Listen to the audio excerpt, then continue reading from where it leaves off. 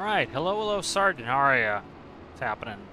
Good to see ya. Alright, so let's see. I'm trying to decide what game I want to play. I think we'll do a flight again. Let's see. We're going to go down to Atlanta, Hotlanta. From DCA, landed in DCA. I really like that the river visual, which is no longer the river visual, it's an RNAV. They're pretty much all RNAV at this point. Ow.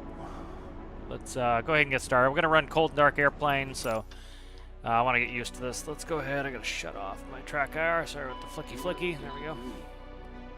Okay, that doesn't shut off track IR. What the fuck? Stand by.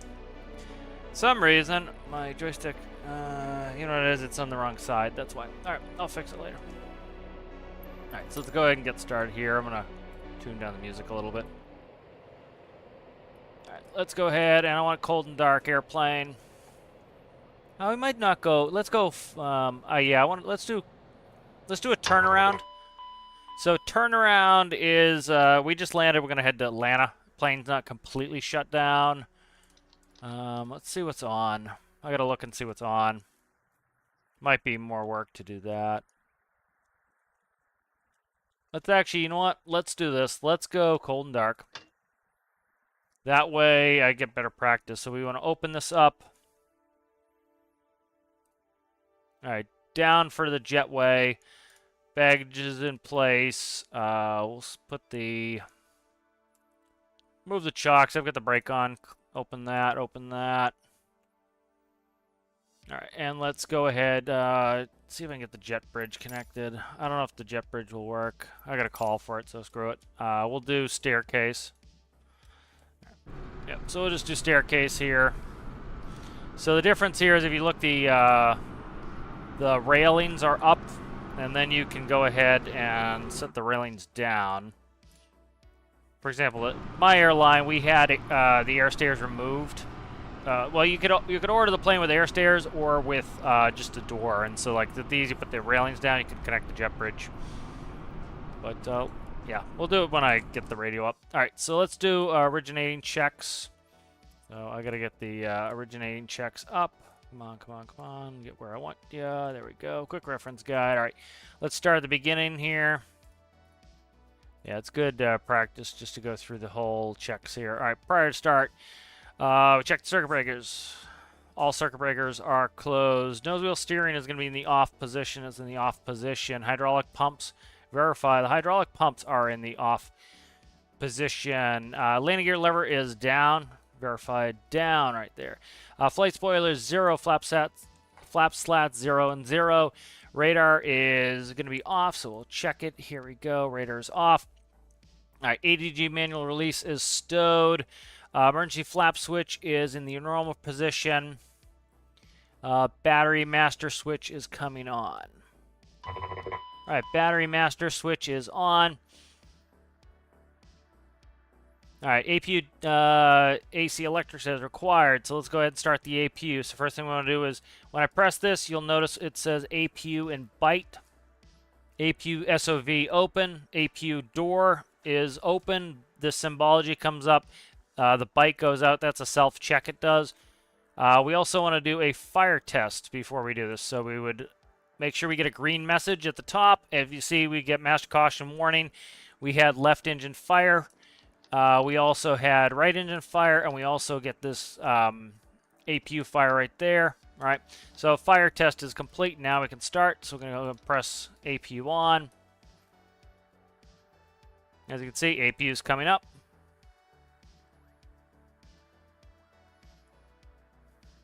Watch that come up. I'll wait until we get the APU up for IRS. All right, 100%. You see all the power comes on. All right, so that's a shedding system. So you get shed buses where the breakers don't physically connect unless you have enough power, so you don't run down your battery. It's an automatic shed bus system. And then we're going to go to electric page 1, and we want to verify. As you can see, this is all of our AC electric system here. So now we have the generator producing the AC electric for all our AC systems. Click it again for DC electric for direct current systems. So we have all of our systems are green off that. All right. So that's good. APU is up and running. Next is IRS. We want to go nav on the IRS. Excellent. All right. Emergency equipment. We would check all that. So fire extinguisher, crash axe, all that good stuff. Pins. Check that. Airplane documents checked. They're in different places in different airplanes. Some are outside, so you can easily check them from the cabin. Some are inside. Let's see what else we have here.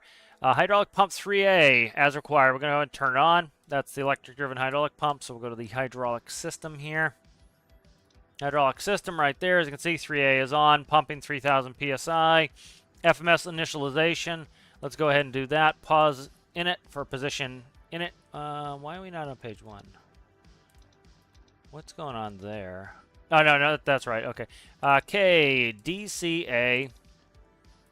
All right, we're going to go ahead to the next page. We're going to grab our GPS 1 coordinates there, previous page, set that in. All right, good. Next thing we're going to do is that's in. So the next thing we do after this cabin inspection, we do our walk around.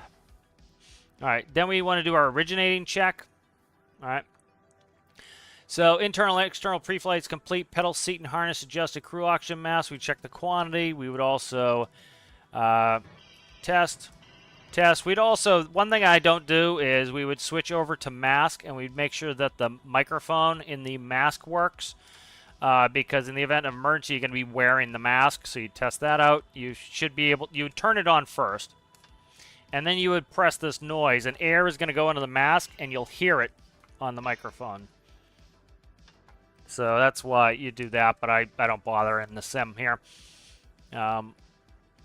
Let me look where we're at. All right, audio panel warning. I still don't know what that is all about, but we've been listening to it. I'll have to look that up. I have not looked that up yet for audio panel warning. Electrical power panel has been checked. Fire detection has been completed. External lights panel. We're going to check all that. That's good.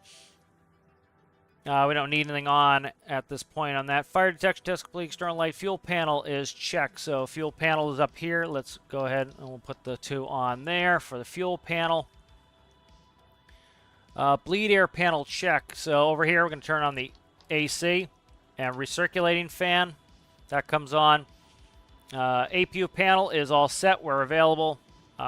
We're good there. I can hear the air coming through the AC system. All right, start panel is checked. We're just looking at it, making sure everything's the way it's supposed to be. Hydraulic panel is checked. As you can see, they're all off except 3A. ELT switch, arm reset for the ELT. Cabin pressure panel check. All right, go zoom in the cabin pressure panel. All right. Let's see, cabin pressure checked. Let's see, anything I need to do over there? I don't believe I do. Nope, we're good there. All right, good. Let's see, ice detector test. All right, ice detector. I forget how to run the test, but let me shut that off for a second. Let's see, windshield switches to low. Come on, go down. Some of these don't want to be toggled correctly. All right, here's a windshield test.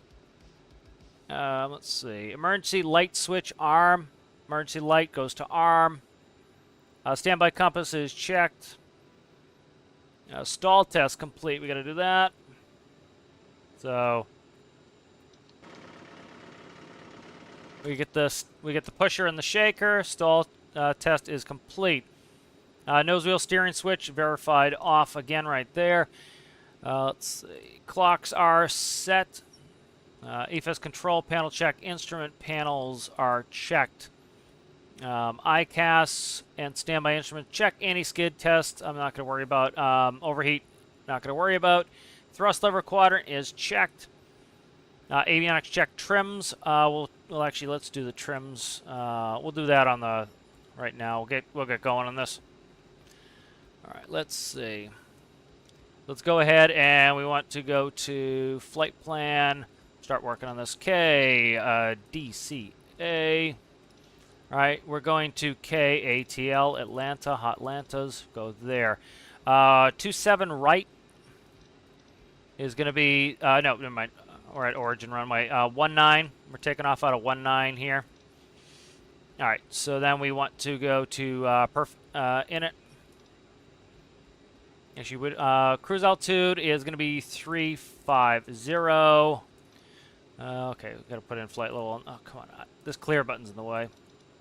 All right, flight level 350 goes there. All right, fuel, passenger, we're going to do 52 passengers. Fuel is 9,800 and change. I keep forgetting to fix that and change it. Cargo is going to be still 1075, 1075. That goes in there. All right, VNAV setup. VNAV is fine. We'd change our transition altitude if we're down, but this is all what we want here anyway. So I'm going to check through the 3 pages. That's complete. Perf in it's good. All right, next thing we're going to do is we're going to go to the departure arrivals. We're taking off of runway 19. Looking at what I planned. We're going to be doing the Rebel 5. Rebel 5 right there. All right. Then we're going to go back to departure arrival. Arrival, we're going to expect runway 27 right. 27 right. All right, and out of 27 right, we're doing the Andre 1. So Andre 1. All right, we're going to go ahead and execute that flight plan. You see it all comes in. Next, we're going to go to the legs page. All right, we're going to go through, and we'll actually walk through this these approaches. So let's go ahead and bring these up. Departures and arrivals, really. All right, so here's DC. Let's go ahead and walk through all these. So I'm actually going to duplicate this. There we go. All right, so out of here, we're going to be doing the Rebel 5 right here. So let's go ahead and open that up. So here's the Rebel 5. All right, so here's the airport. This is 19, goes this way. So probably Cap VC to gate to L bolt to teaser, Rebel. I see Rebel, we need to cross Rebel above 5. All right, let's rotate that so I can actually see it. All right, let's see.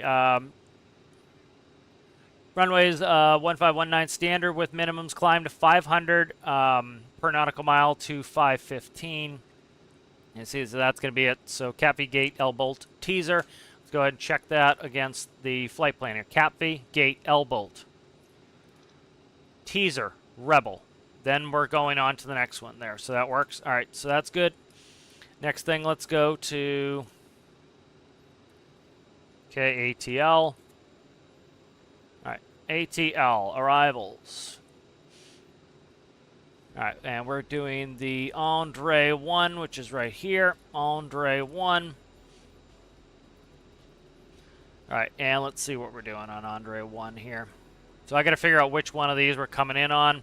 So if we look at the actual map here, it will show us what we've got.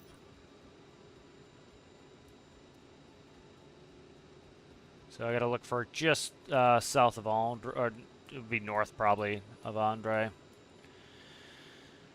Let's see. There's Andre. So STRWY, and probably it's going to be Aiden, maybe, or we'll see what it says when we get there. But we'll look at that. Let's go ahead and I'll bring it up on the side so I can see it.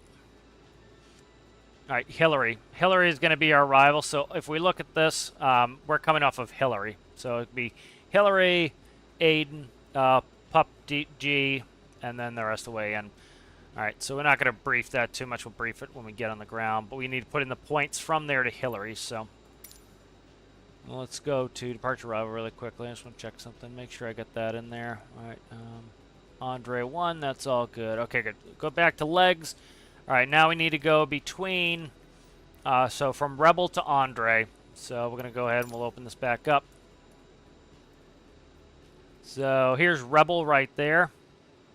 And so we're going to use this to finish filling it in. So next one is going to be auto. Could put in airways, but this doesn't show airways. Unfortunately, this isn't very good for IFR. But I like entering them manually anyway. So it's O-T-T-T-O, auto with many T's. And then we're going to go docs with C's. D-O, docs with C's. Then we're going to go to carry with R's. Carry with ours, and then we're going to go to Finks. You could put in airways in the actual flight plan. That way it would fill these in, but I'd have to go look them up because this should be an IFR chart, but game doesn't do that very well. You know, when I would print out my clearance, it would tell me what airways we were on, and I could put those in. But it's nice to just enter them manually sometimes. You get to see what each airway is, so you've already seen the flight plan. It's not a surprise. So, and you see, it doesn't really take that long to do it. If you had a really long flight, you might want to just put it in and then go over it. But this way, you get to see every waypoint. So if something looks weird to you, you'll spot it. Hopefully. BKW, and then Hillary. So this is the beginning here. So we don't actually have that.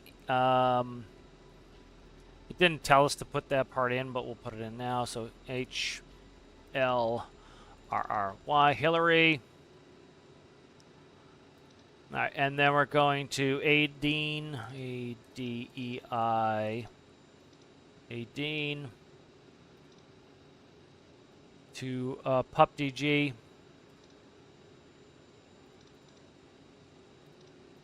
PupDG.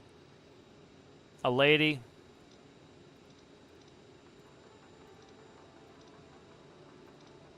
And then after a lady, we're going to a we all.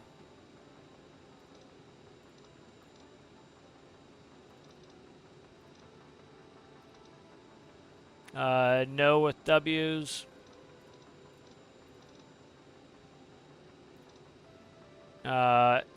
Stairway. Stairway. And then Andre. So once we get to Andre, we just clear the discontinuity. We execute that. The whole flight plan is in. Gorgeous, gorgeous. All right, that's done. Let's see. I think we're pretty good so far. Let's go index. Check pause in it. That's good. Index again. IRS control. IRS enabled. That's good. Index. Root menu. All right, so that's all good. So let's go over here to index. Actually, let's go to flight plan. See, copy active. Copy active completed. So this one's going to be the active, and then that one is the backup. And so that's now in. All right, so you see all that. Instead of directs, these would be airways if I put in the airways, but like I said, I'd have to have an IFR chart in front of me, and I don't care. I have an IFR en route. How's it going there, Trippa? Good to see you, Trippa. Hello, hello. All right, so let's go back to the quick reference guide here. Let's see, pedal thrust quadrant check, avionics check, trims. All right, trims, we were on to trims, so let's do that next. When in doubt, you want to go back and start over if on a section. So trim is 7.2.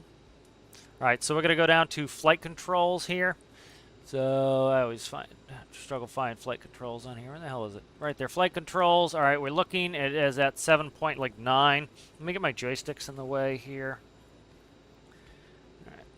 All right, I crisscross the joysticks, so that's always fun. That means I got to bring track IR back up again because I closed it because I hit the wrong button. All right, good. Let's get track IR back going again. Let me get myself kind of situated here. All right, bring up track IR. I don't know why it's showing the bottom here. Let me see why this isn't windowed.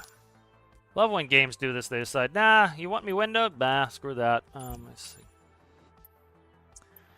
General options, graphics. It's full screen, all right. There we go. Love when it does that on its own. Okay, that's fixed, and then I need track IR up. And then it likes to minimize itself because it's a dickhead. All right, there we go. All right, there we go. All right, so that's fixed. Where were we at here? Okay, I need to get the trim. So trim 7.2 on the trim right there. 7.2 is set. Let's see, yaw damper engage. So the yellow message should be going out on that. We want mock trim. Might need a start for those. Let's see.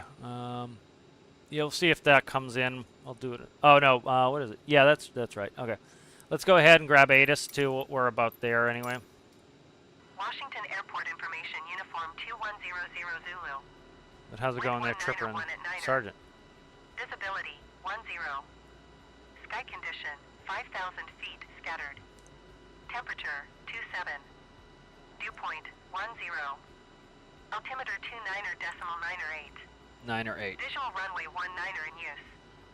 Landing and departing runway 19. DFR aircraft say direction of flight. All aircraft read back, hold short instructions. Advise controller on initial contact. You have uniform. Alright, uniform. Washington Airport. Clearance delivery Endeavour 475 ready to copy IFR clearance to Atlanta. Endeavour 475 is cleared to Atlanta Airport as filed. Takeoff runway 19 or climb and maintain 9,000 feet. Departure frequency is 118.905, squawk 1175. 1175. Endeavour 475 cleared to Atlanta Airport as filed. Takeoff runway 19 or climb and maintain 9,000 feet. Departure on 118.905, squawk 1175. Endeavour 475 readback is correct.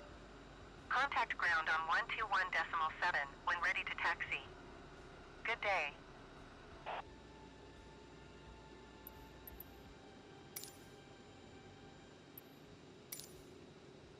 We need to push back, so that's up there. Oh, alright, so let's get through the rest of what we need to get through. Alright, I think we're good here.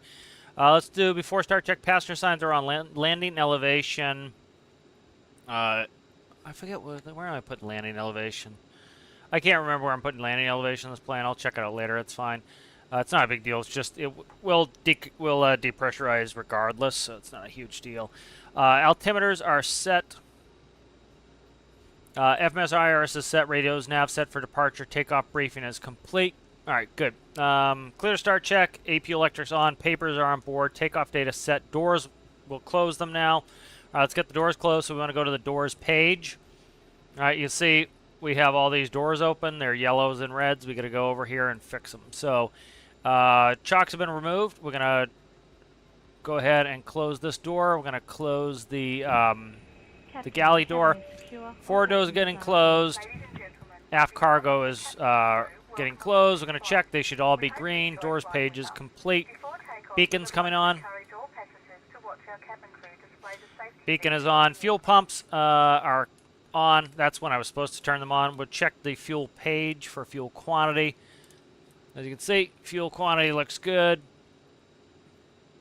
Let's see. Hydraulic pumps are auto on.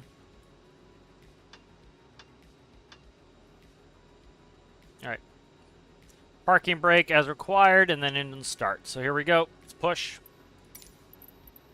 Washington ground. Brakes coming off. Requesting pushback. Just double check the chocks are removed. They are. Endeavour 475 pushback. They would not probably push us back with something this big. Yeah, I've been to Atlanta a lot. It's a big airport. Like, it doesn't really matter to us. Like, you just taxi from the runway to the airport to the terminal. It's all the same. You know, JFK's big, one of the busier ones too. Been to JFK a lot. Probably want to go back to fly and do a lot of New York. That's where I'd like to be based, unless I can get out of Boston. I'd like to be based out of New York.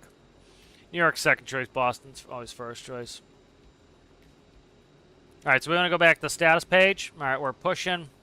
Engine 1. All right, we're watching the N2. There comes the N2, as you can see, 6%. I'm going to go ahead and put flaps to 8.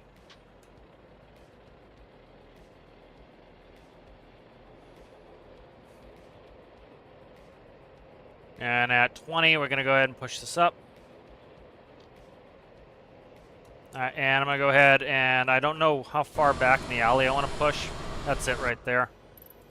Washington ground. because we would block this taxiway if we push any harder, so I kind of want us to stop. There we go. Alright, brakes on. Alright, we're going to monitor the engine start. You'll notice the pages will flap. Let's watch the electricity when it does this. We should be watching the status page, but you can watch the electricity. Watch what happens here with the electricity. See? Just went green there. And this, now the APU is running the right side, and this is running the left side. Okay, so we're stabilized. It's taking us over. We can go ahead and start the right engine. Watching the N2 come up here.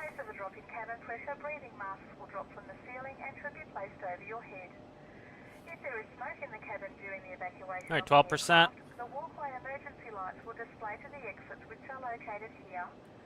Oh, I did that early. I was trying to just grab it, but it doesn't mind of its own sometimes. It'll be all right. Now you'll watch the electricity will go from the APU over to the engine there.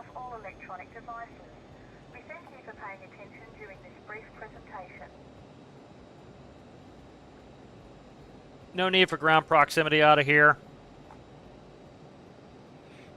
Actually, I want crossfeed off too. Let's shut the, we'll wait till the engine starts. I'll shut crossfeed off. I think it's mostly a takeoff thing. I'm going to go ahead and just zoom in my page here a little bit. Alright, you see it's taken the load there. So once that's taken the load there, we can go ahead and we're going to check our electrics page for the DC. Make sure the load is all taken. If we zoom in here, you'll notice no longer is the APU running the systems. The engine is. The engines are, rather. So we're good there. We can go ahead and shut down the APU, and we can go ahead and close the door. All right, so we'll go back to the status page. You'll notice the APU symbology is gone, and that is closed. Mock trim, I need to try to get the mock trim working. Mock trim is on. Good. ICAS messages are all gone. Fuel crossfeed is going to be disabled.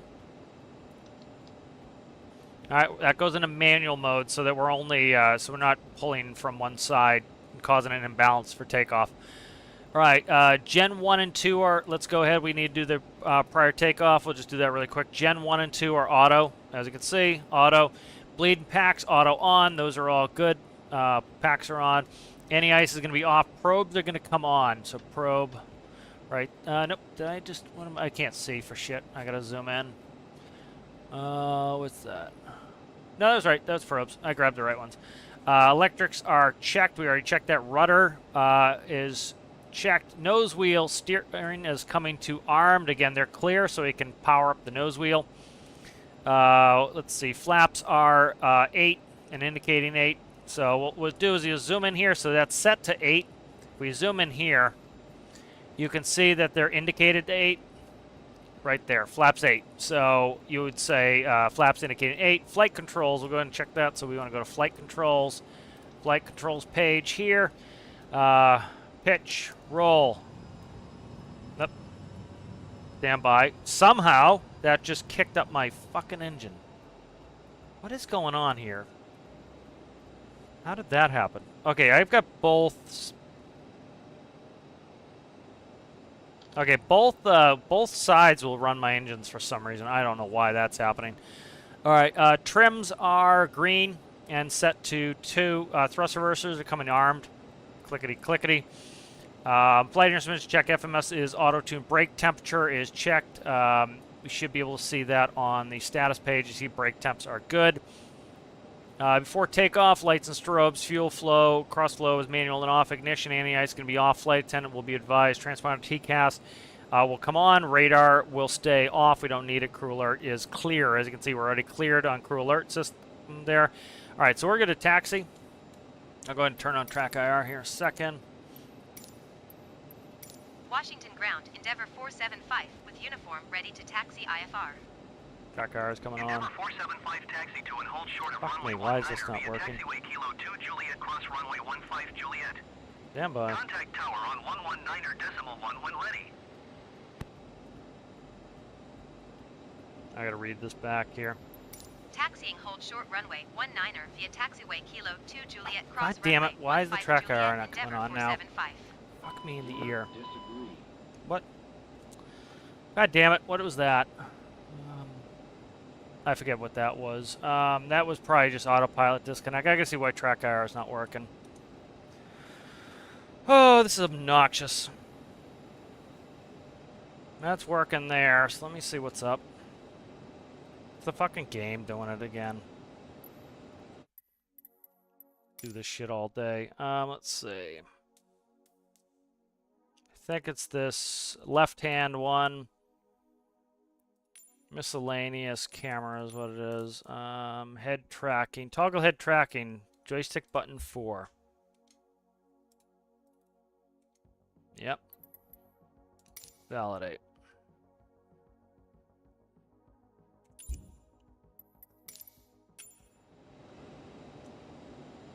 Okay. Fuck it. I don't have track IR. That sucks. Alright, whatever. Can't do much about it. Alright, let's go ahead and taxi. Pain in the balls, that is. We close track IR, see if I can force it back on or something. Always love when this shit happens. Let's see. It is quite friggin' obnoxious.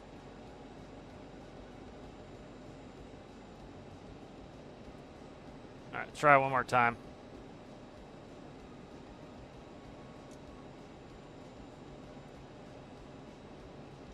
Yeah, I don't have it coming on. Let's see.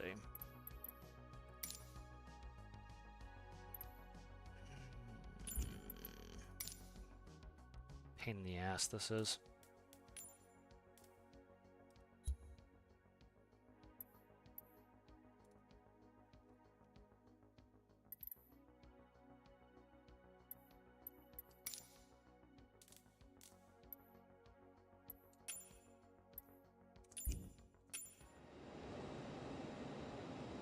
Okay, whatever. Alright, let's just taxi. Parking brake is released. Go. It'd be a pain to taxi like this without being able to see.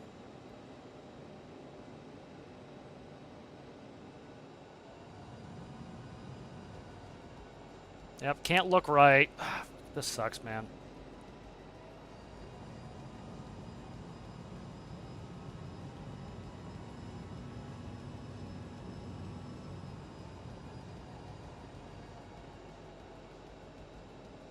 You can see, yeah, you can pretty much turn on the spot, so you kind of see me taxiing like that. Pretty much turns on the spot.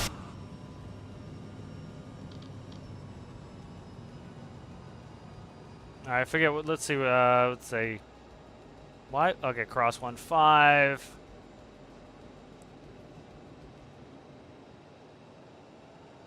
All right, K2 Juliet cross 1-5 all the way to 1-9.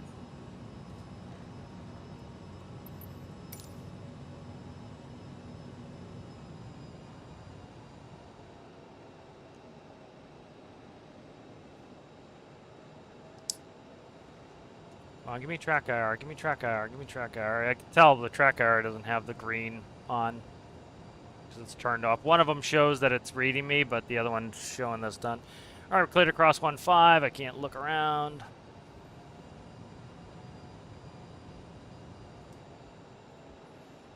Let's bring this up. Let's go ahead and switch over the tower.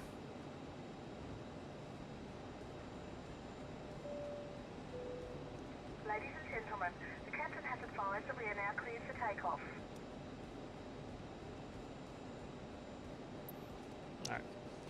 I've done all the checks. We're all set. Let's quickly run through checklist. All right, checklist. All right, before takeoff checklist, lights and strobes will be on. Fuel cross flow is manual. Flight attendants have been advised. Transponder is going to be on. Radar terrain. Let's go ahead and contact them, and we can do it. So. Washington Tower Endeavor 475. All right, we're going to go ahead and for departure IFR to Atlanta. So we're going Endeavor here. Go to 475 1. altimeter 29.98 wind 191 at 9er. Cleared for takeoff runway 19er. Clear for Cleared takeoff. For takeoff runway 19er Endeavor 475. There we go.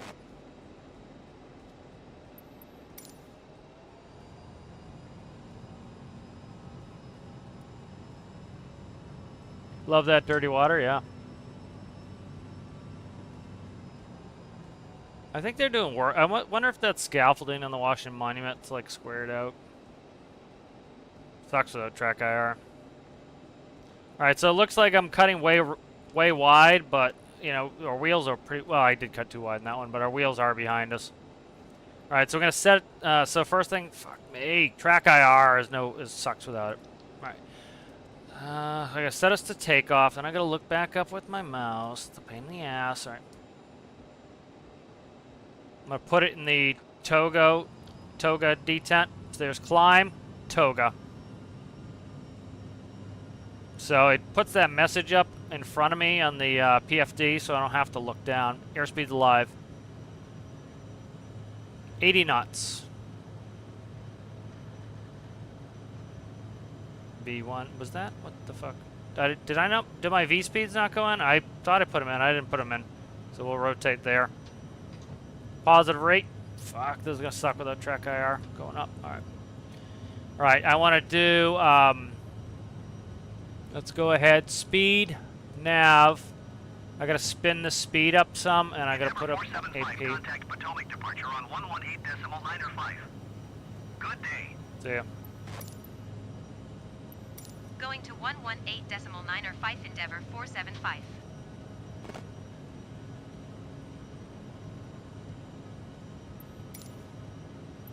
Potomac departure Endeavor 475 is passing 1,800 feet. Turn on the weather radar. 9,000 feet. Endeavor 475 Potomac departure altimeter 29.908 radar contact. Continue to CAPBC. Doing it. Doing it. We're doing it. We're doing it right. All right, so we're going to go from Toga to climb. So we're going to bring it back, go to climb. That reduces the max thrust. Kind of if you've been watching me fly the A310, A310, there's a push button. On the Embraer 145, there was one detent and then 3 or 4 push buttons. And so you either had all the way forwards max thrust, you pull it back into the detent, and then you would click one of the 4 buttons. On this one, you have max thrust, Toga, climb. So just different systems. This here is a friction knob, so you can set how much friction there is on the thrust levers. All right, lights can come off. Try to do as much of the flow as possible. That go back on. That's the auto cross feed. All right, let's go ahead. After takeoff, fuel cross feeds, auto bleeds, and APU are set. Lights and passenger signs are off, and passenger signs are on. Thrust reversers can be toggled to off. Endeavor 475 climb and maintain flight level 220. 220. So spin it up fast like that so that we don't accidentally capture the altitude, and then I come back to it and fix it. Endeavor 475 contact Washington Center on 132.55. 3255. 220. 132.55 Endeavor 475. 3255.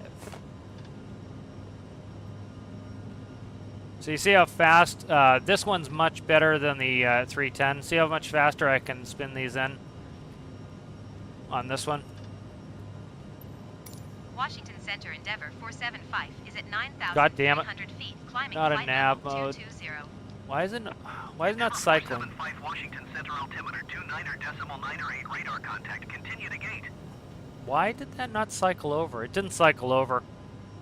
Yeah, I'm gonna skip gate and go to the next one. I don't know why it did that. We're gonna skip. We're not going backwards to gate. I don't know why. It was in nav. I don't know why it wasn't doing nav. I had it in nav. It didn't make the turn. Very strange. Maybe it wasn't the active mode, but I thought it was. I don't know what the deal is. All right, then I want to go to MFD. I want to go there, and then I want to get rid of the airports. I don't want them. And then let's get our... We always want to see our next waypoint.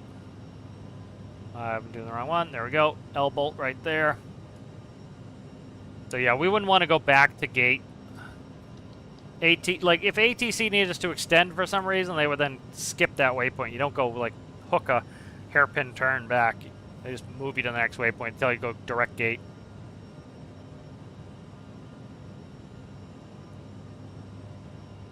All right, so one of the reasons, like, we're in speed mode and we're climbing out 200. That used to be policy for us in the 145, and part of it is to gain some altitude.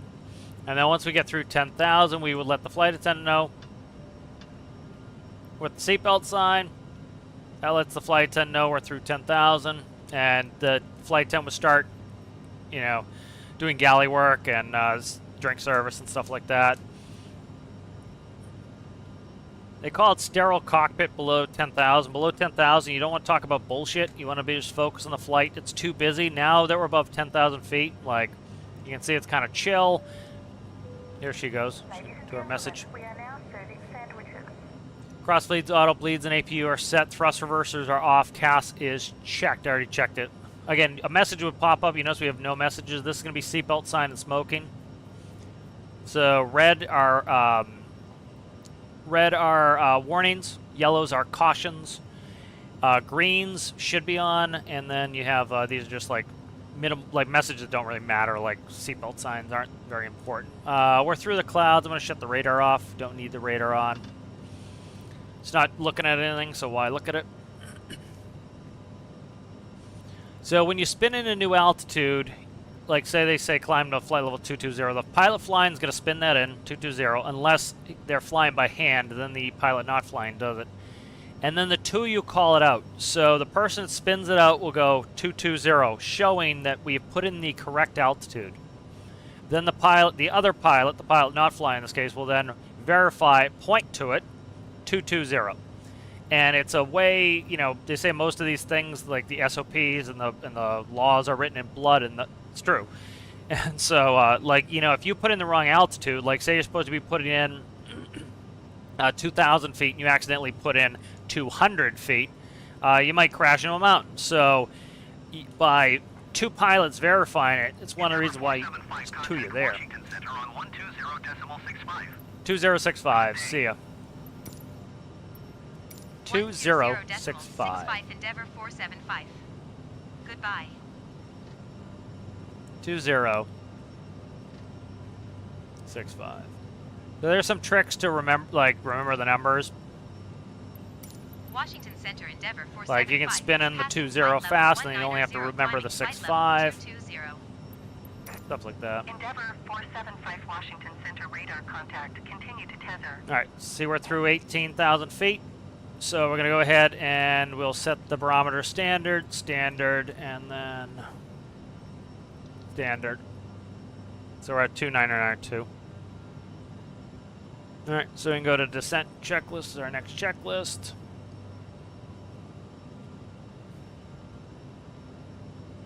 So we're going to 350.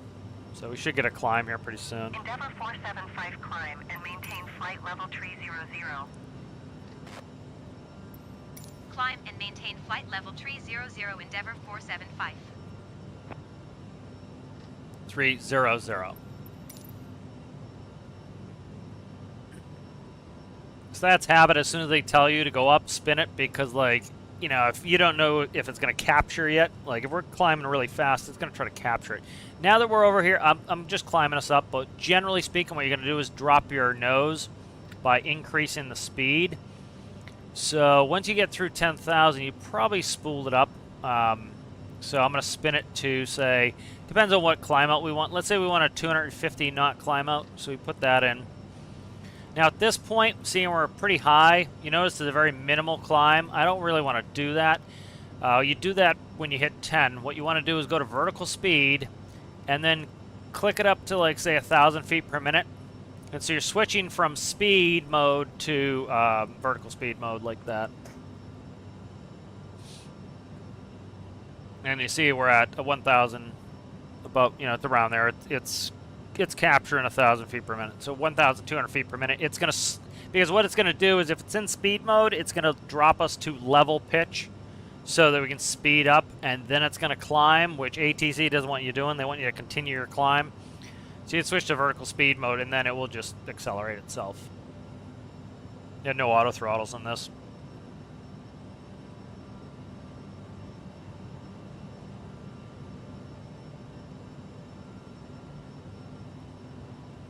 And then if we look here, we have Rebel.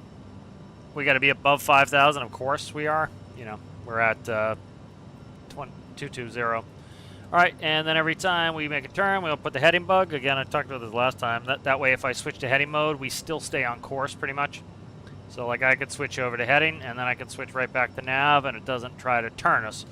If my heading bug was back on, like, over here on the last turn, if I did that, we would then start making a turn to the left and have to fix it and go right. So straighten that up every time. You notice it's straight up and down.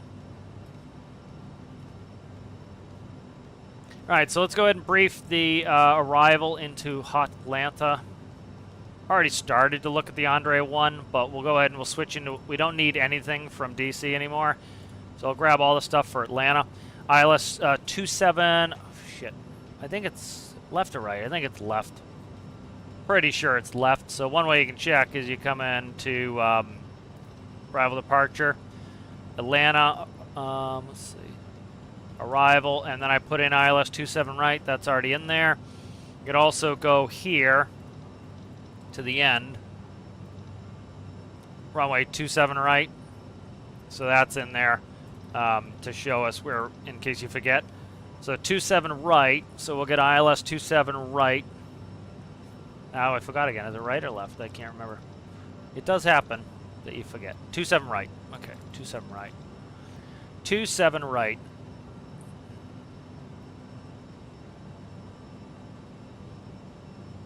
What the hell is going on with this page? 27 right. All right, open like a new tab. All right, now we can bring these up. Oh, look, somebody did boot on Twitch. Eventually we'll get through all of them. Bye. My main job in Twitch is to just boot people who want to sell me viewers. No, thank you. All right, let's see. All right, so Andre 1 coming through Hillary here. Aiden, Pup DG, a lady. We all know Stairway. All right. Hillary transition right here. It's going to be continued on the following page. So let's grab the other page of Hillary 1. Where is Hillary 1? Not Hillary 1. Andre 1. Our Andre 1 continued right there. Here's page 2 of it. So this is all the notes. So we're going to be on 27 right from Smelly on track of 160 across Anvil at 9, then 160 across Posey at 8, at or above 8, then track 198 across UU at or above 7. Speed, speed, speed. Overspeeding a little bit here. Not the end of the world. Plane doesn't blow up if you overspeed. Just not good. Like, it's generally speaking, you're going to lose an antenna or something is what it's designed for. Like, you know, you're not going to blow a wing off or anything like that. Like, if you went too fast, you would. But it's mostly so you don't lose a little door or lose an antenna or something like that. You know? So you see it just said man. That means a manual. I'm out of the detent. All right, what was I doing before we oversped here? All right, so this is what we're doing here for the ILS. Pretty much, we go to the ILS, they're going to vector us, and they're going to give us our altitudes. ATC is too slow in game. This will auto-tune these things because we already have the ILS loaded into the system. Going to go ahead to Hotlanta, and I want taxi instructions. Again, even though I tell the game where I want to park, it says fuck you and doesn't do it. So we're coming in 27 right. We're supposed to be parking right here, I think, on 8. But whether it actually gives me that or not. So we'll be coming in here, right turn off, and then we expect to probably taxi down either Mike or Lima, and then we'll come into the ramp. So whatever it says, we'll do. Let that go off the side. There's going to be quite a turn here, so I might have to help this turn out. No, it's all right. See how we're cutting in? It did an all right job doing it, but we're going to cut in, then we're going to make a right turn. All right, I got to pull the thrust back just a hair so we don't overspeed. So you see the trend vector? If you look at the trend vector, see this pink line? It's going down. That means we're slowing down. Contact Washington Center on 133.2. 332. See ya. 332. That's all you need to remember. 332. Let me come over here. 332. So that's how I keep it in my head. 33 is already in. Now I just need to remember 2. 2. That's the correct one. And then this is our previous frequency. Flight level 275, climbing flight level 300. Did they give us 300? Oh yeah, they did. Okay. 475 Washington Center radar contact. Continue to care. Care, huh? All right, we're on our way to Care. All right, so what was I going to say next? So see, here's our trend vector. See how it's going up? That means we're going to accelerate. So the pink line is above the notch, so I can move it down. And if I don't want to accelerate anymore, we just try to put it right there. And you notice how that's going to be, that's where we are in 10 seconds. Endeavor 475 climb and maintain flight level 350.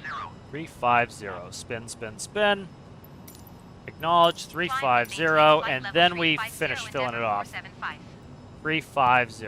Altitude 350. All right, 350. All right, so see how the pink line is barely above? So we are going to accelerate, but that's where we're going to be in 10 seconds. So you imagine that's probably like a minute or so for us to overspeed again. So you can get it set pretty precisely where you want it, and we don't have auto throttles. That's all the auto throttle will do is keep it where you want it, but it's not a big deal for me just to fix it. All right, seatbelt sign can come off. I used to just always leave it on because it was like, if somebody's gonna, if somebody wants to get out of the seat and go to the bathroom, then go to the bathroom. They're gonna go to the bathroom. Some people really like look at the sign; they don't want to do it. But part of it was it helped keep people in the seats. Like sometimes the flight attendant would ask you to do it, like turn it off. Like say somebody asked, like, can I go to the bathroom? Shut it off. But I tend to like to keep it on because if we hit some rough air and then somebody gets hurt, you're like, the sign was on. And generally you want people keeping their belts on the whole time, and they think that if seatbelt sign's off, they should have their belt off. No, you're supposed to keep your belt on the whole time. Even in the cockpit, you have 5-point harnesses, so you have 2 belts that will come through here. You can actually see it on the model right there. There's one belt, there's another one. They're in retractable wheels here, and then you've got a belt that goes up I call it cock belt, and then you have your lap belt. And so it's 5-point harness, and if you spin the knob on the harness one way, you'll drop the bottom belt and the top 2 belts. If you spin it the other way, you drop all the belts. So when we take off and land, we're wearing all of our seat belts, so we have all 5 points on the harness. And as soon as you get in the air, you can rotate the wheel one way, and it drops off all the belts, and you shake it, and this belt will fall between your legs down here, and these 2 will retract up here. And then when you're getting ready to land, you usually put on your bottom belt first, and then drag these 2 over your shoulders and clip them in for landing. All right, so you see we're slowing down just a little bit here. I'm just gonna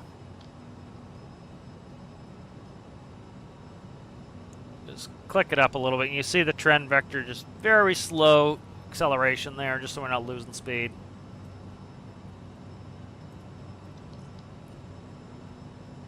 Just changed it over from knots to Mach.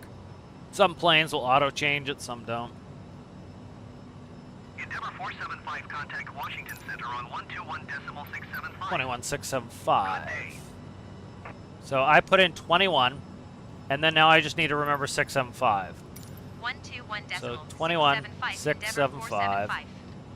Goodbye. Because that takes a while to spin. So now I don't have to remember the 121 anymore. It's already in. Washington Center Endeavor 475 is passing flight level 315, do we have, climbing flight level 350. Visors in this? Endeavor 475 Washington Center radar contact. Continue to fix. Fix. So if you look at this rail right here, see this rail?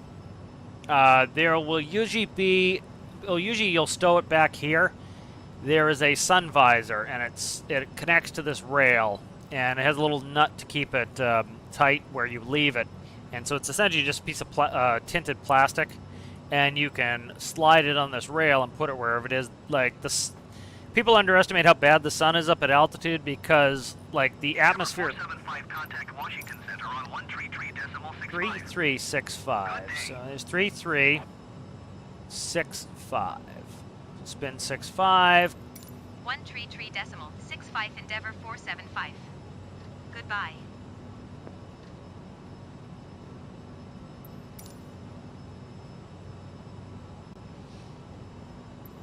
Washington I didn't Center mean to Endeavor press it again. 475 is passing flight level tree 25 climbing flight level tree 50. Endeavor 475 Washington Center radar contact. Continue to assay LZ. So, you know, a lot of people underestimate how bad the sun is up here because, like, the atmosphere blocks most of the sun from you. So you rarely, you know, you don't kind of experience the full sun on the ground. Yeah, because you get all this air between you, all this gas between you, and so the sun's much stronger up here, so it's, you know, usually put shades up. There's also, like, sometimes you have these, the shades will be built in, and you drag them up and hook them on things. I don't think the CRJ has that. We had it on the 145.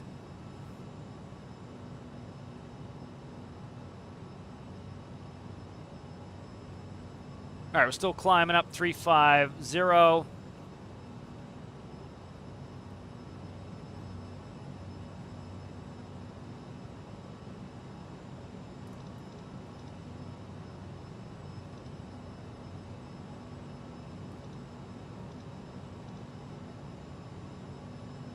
Endeavor 475 contact Washington Center on 127 decimal 9er25. 279er25. So put in 27.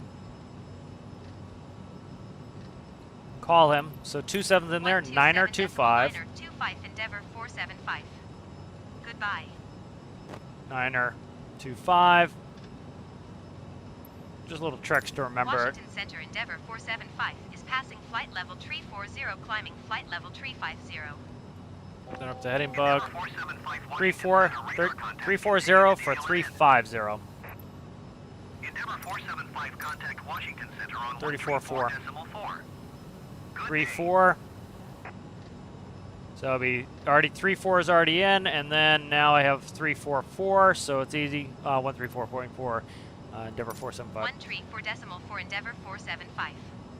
Goodbye. I think I started saying I didn't, but so you leave your previous comm in there. So, like, say you accidentally spun in the wrong frequency and you don't know what the right one is supposed to be, you just switch back. You go, can we get that frequency again for Endeavor 475? And they'll say, yeah, that's a 134.4, and then you read it back, and that way, you know, it's easy to go get the previous Washington Center Endeavor center's 475 frequency. is at flight level tree 45 climbing flight level tree 50.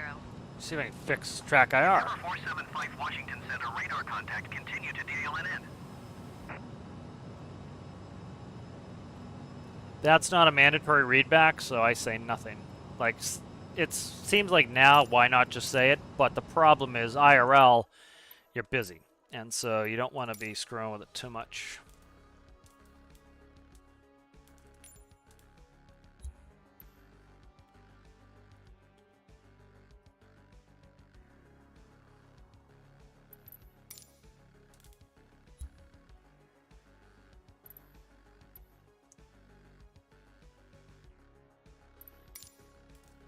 What the fuck? Don't do that.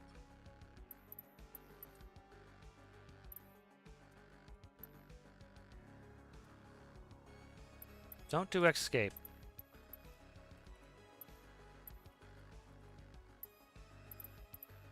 Why won't it just let me do what I want here? Fuck you, game.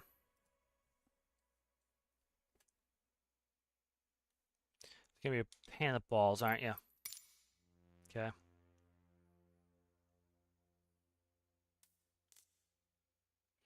Yeah, I don't know what the deal is here. Sometimes you gotta start it up with the game or it just won't work, so. Alright, so we're capturing our altitude here, right? So pretty basic pilotage. As you level off at the same power setting, you're gonna accelerate. So you notice we'll start to accelerate, so we gotta pull our thrust back likely. Once we level off, you'll see we get a slow increase in speed. All right, so likely one thing we can go to here is fuel page and check our fuel. So you can see we have 3,660 pounds on that side, 3,770 pounds on that side.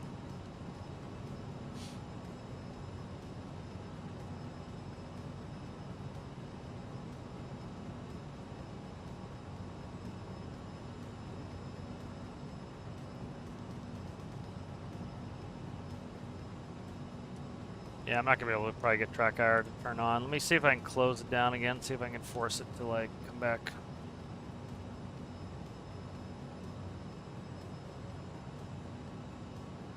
Yeah, it's the way the game's interacting with it. I can't get it to pop up in the game.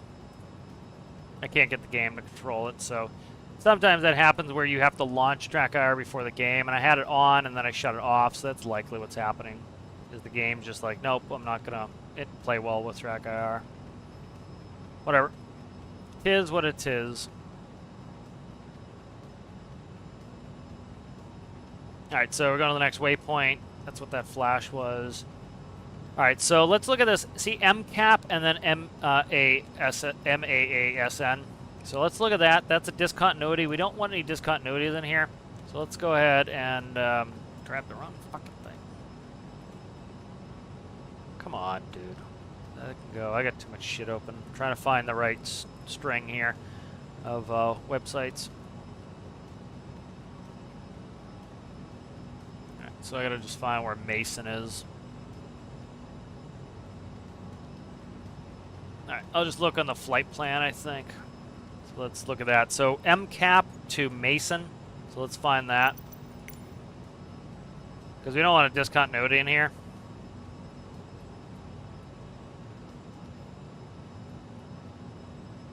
Alright, see MCAP to Mason. See how there's a discontinuity there? There shouldn't be.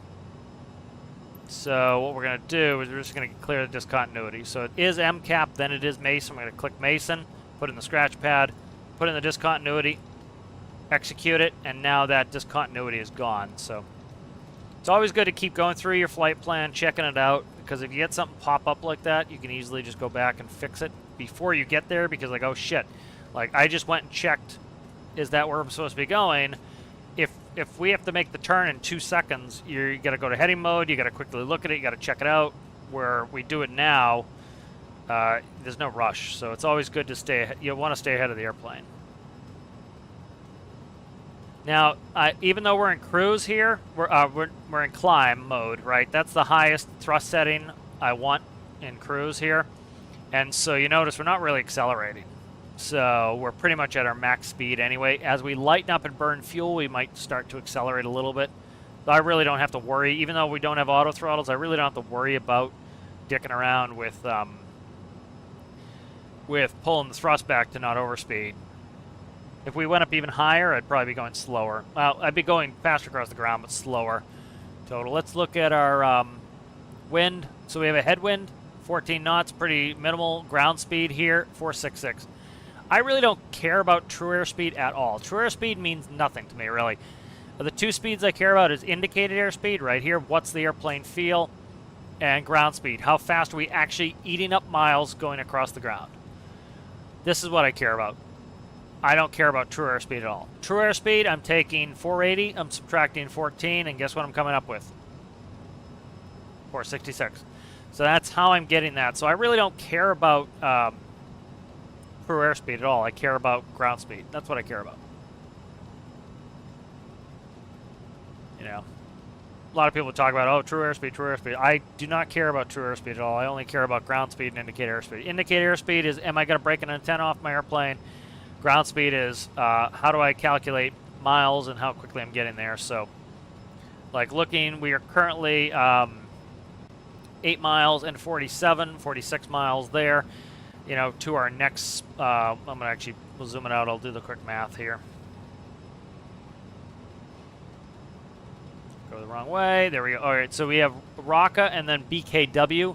So it's 6 and 44, that's easy, that's 50 miles. We're doing 4.6, so we're doing about 8 miles a minute. You know, so what do you say? Let's see, 5 would be 45, so that's close to about right. So we'll say between 5 and 6 minutes to get to BKW. So real quick, you do that, got a quick mental arithmetic, and then you can figure out if we had to descend. We got 5 minutes, we got to go down 10,000 feet, we need a 2,000 foot per minute descent rate, and then really quickly you start to be able to know, can we make it, do we need spoiler, do we not need spoiler? You know, if you need to go down, 10,000 feet, let's say 20,000 feet, and you have 5 minutes to do it, right? That's 4,000 feet per minute, we definitely need spoiler, we're probably not going to be able to make it. and we need to tell ATC we're unable to make that, but we'll, you know, try our best. We should be close, you know. So little stuff like that, you got to be able to do that stuff quickly in your head.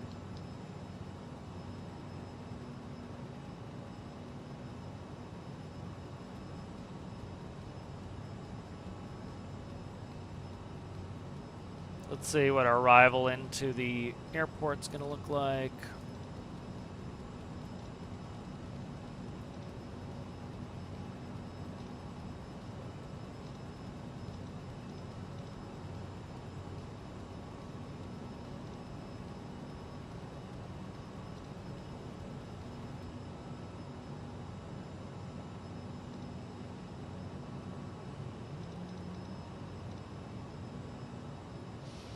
Right here we got our arrival. I don't know what's up with the time there. Let's see, 22:04. There's something wrong with the time, the conversion. I think that's local, and then it's local, and I got to convert it to GMT probably. I don't go look. But anyways, our current time here is 03, and our arrival time is going to be 45, so it's 42 minutes away. Our estimated amount of fuel remaining is going to be 6,000 pounds. So if you look here, we're going to burn off pretty much 425 and 535. So that's what we're likely to burn off. See if I can get this. I think the fuel is automatically balancing. I won't fuck with it too much. Endeavor 475, contact Indianapolis Center on 119.475. Niner, 475. Niner. Could go the other way, it'd be faster to spin it the other way, but these spin really fast. 475. So if you get it quick like that, you don't have to remember 119.475. 475, Endeavor 475. Goodbye. That's one of the things to keep you from having to memorize it, is just spin it real fast, and Indianapolis then Center, Endeavor 475, flight level 350. you can just read it to them instead of having to try to memorize it. Indianapolis Center radar contact continue.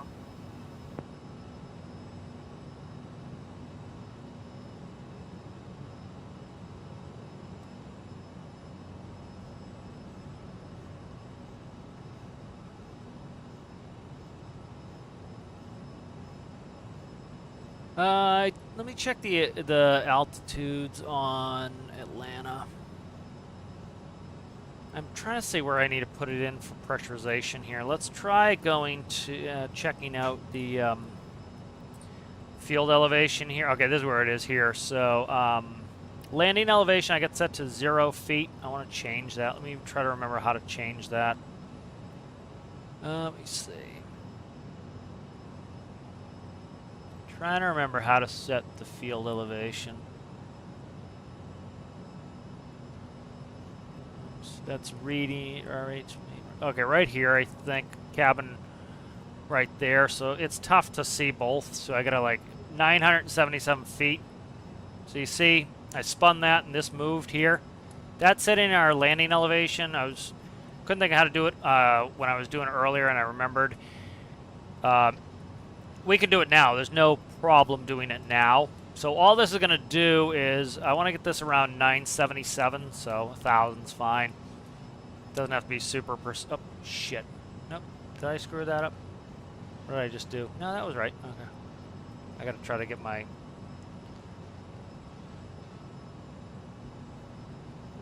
I think it went from auto to manual as I was spinning it. 475, contact Indianapolis Center on 126.575. 126.575. So this is how fast you can spin at IRL. 126.575.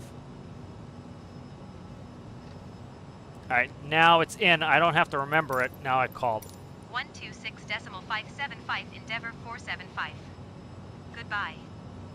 Now, generally, you'll pause for a second, because if you say it incorrectly or you heard the wrong thing, they'll correct you. So you don't want to quickly spin it and then put it in.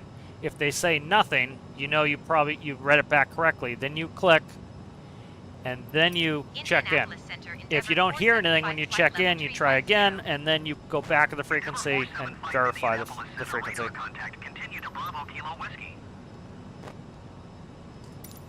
So just good habits to get into. All right, so I I spun in the field elevation that we're landing at. So I put in 960. That's close enough to let's actually go up over it. There's 980. So we're within 3 feet of our landing elevation at what do you call it? At Atlanta. And so what this is going to do is it's automatically going to drop the pressure at 100 feet per minute in the cabin so that by the time that we land, we're depressurized. We don't want to be pressurized when we land. And so that's what this is all about. And so it's going to automatically change the cabin altitude in the airplane so that by the time we land, we're depressurized. You'll sometimes actually hear this. You'll hear it as you're getting close to touchdown. That's the wastegate opening up, and not wastegate. The wastegate.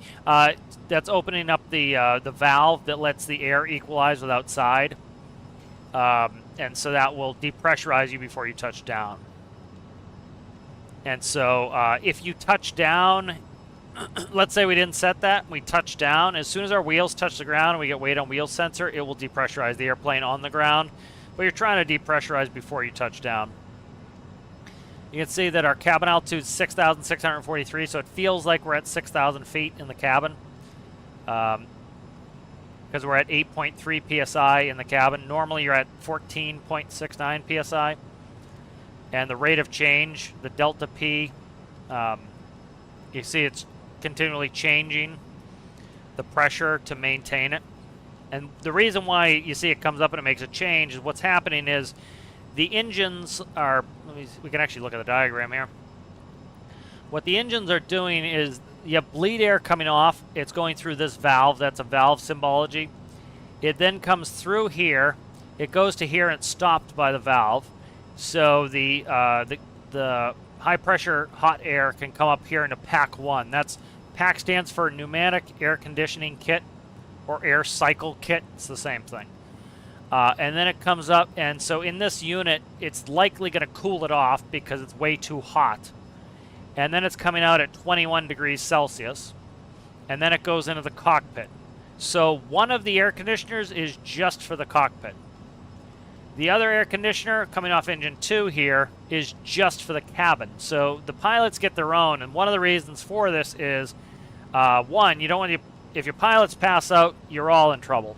So you want to make sure you have adequate pressure in the cockpit so the pilots don't pass out. 2, for fires, you want to make sure that you can feed the cockpit without putting smoke in the cockpit. If smoke is in the back and there's no smoke in the cockpit, you survive. If there's smoke in the cockpit, you'll still survive. You'll have smoke goggles on. It's much harder. So you definitely want to make sure your cockpit is pressurized.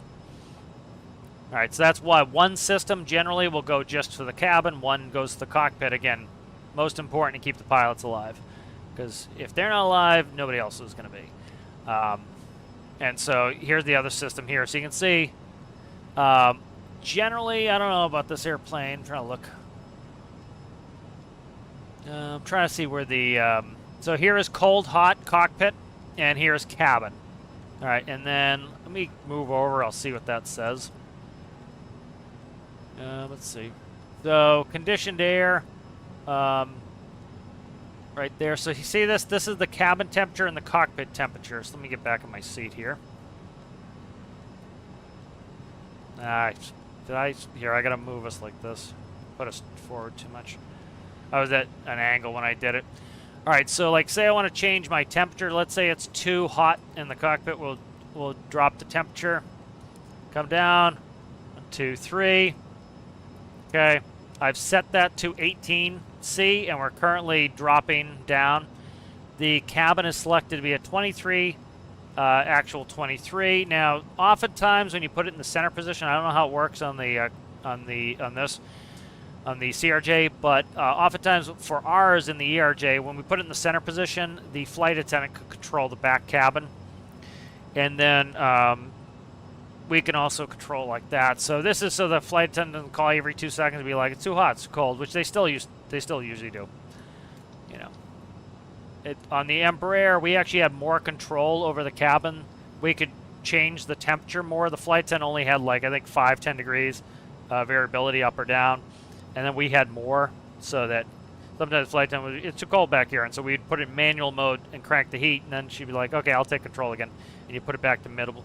But like, you literally have people who wear t-shirts and shorts, and they bitch about it being cold, and then you have somebody who's dressed appropriately, and they're complaining that's hot, and so you get different passengers who want different temperatures.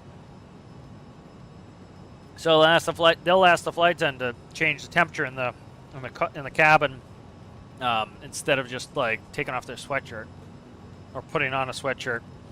So it's a pain in the ass. Like, we'll be busy up here, and the flight attendant would call and be like, can you make it hotter back here? And like, all right, this, and literally like, this is the last time we're busy up here. Like, last time we're changing the temperature. Like, pick a temperature you want. Like, it gets obnoxious after a while. But you see how I dropped it to 20, now it's down to 20, so that's how you change the temp. So usually the captain's not going to reach across and reach for this stuff, so it's kind of unofficial. This is the stuff the FO will screw with, because it's right above the FO. And then this stuff over here, like some of the stuff, usually the FO will come in and do this while the captain's doing the doing paperwork, so you'd end up using that stuff, doing that stuff as the FO anyway. But like in-flight stuff above the captain, usually the captain's going to touch because it's just easier. I think we can shut off 3A. Shut off 3A. Okay, so we can't shut off 3A in the air. They've got to all be on. See how it says inboard ground spoilers, hydraulic 3 low pressure? That's okay. Let's actually look at it.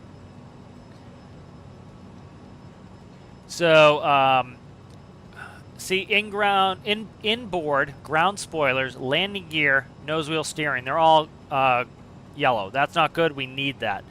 So that system is run off of 3A or 3B. So let's go ahead and put 3A back on to auto or on there.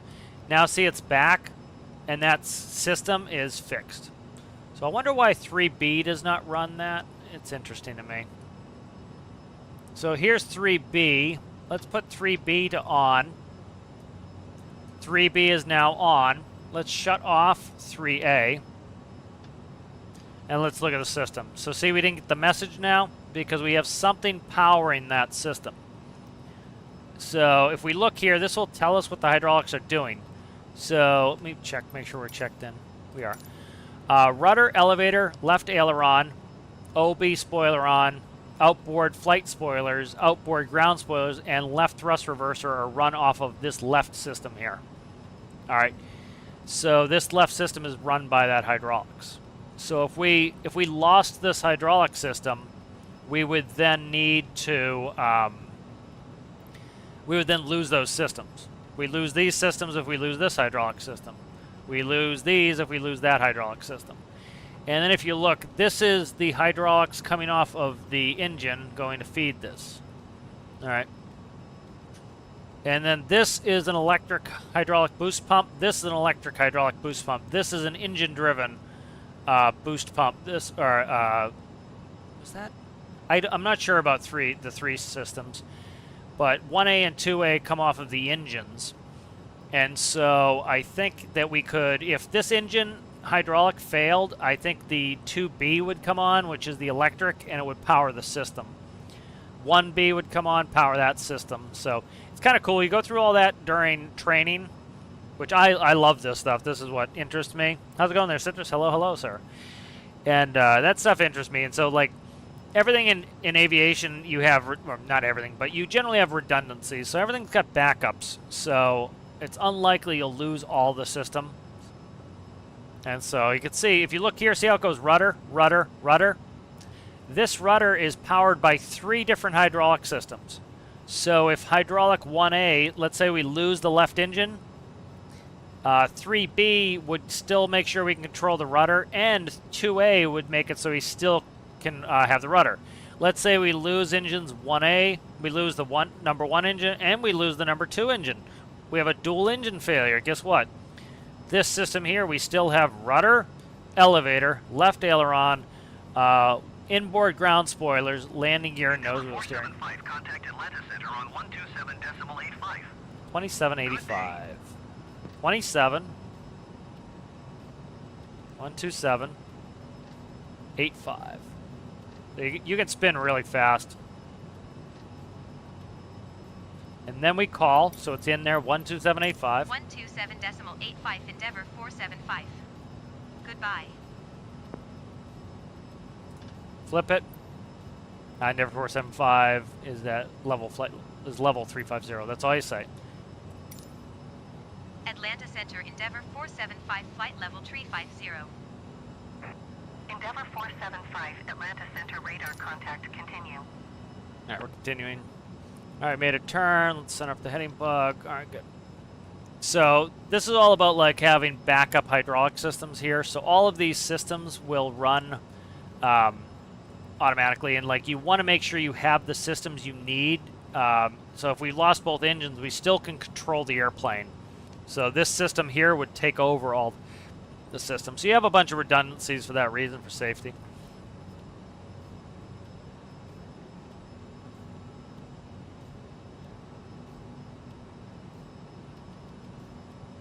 Let's see what we got for. I got too much.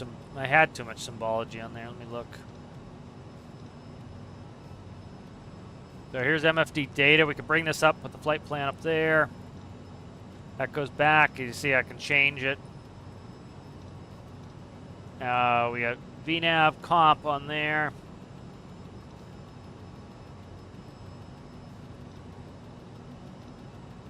We'll go back to legs. So you can kind of see here, we expect to stay up at altitude until about we all, and then we're going to descend.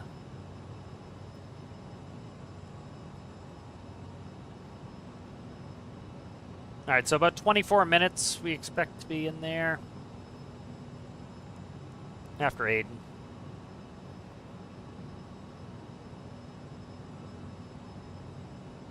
So to keep in mind, we're going to be there in about 28 minutes, right? So we have to look at our altitude. So we're currently at 35,000 feet, so we need more than 1,000 feet per minute to get down. So that starts to tell us when we expect to descend. The game likes to descend us at really high descent rates. But we kind of expect that we should be getting, we all will start our descent. But you kind of see that, like, even now we need more than 1,000 feet per minute to get down to Atlanta.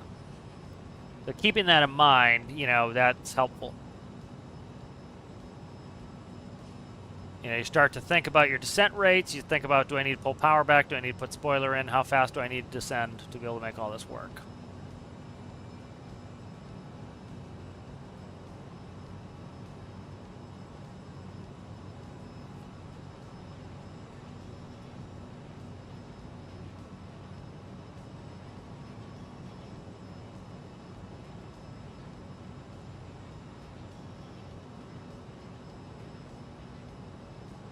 Let's go through some more ICAST pages. They're kind of interesting to go through.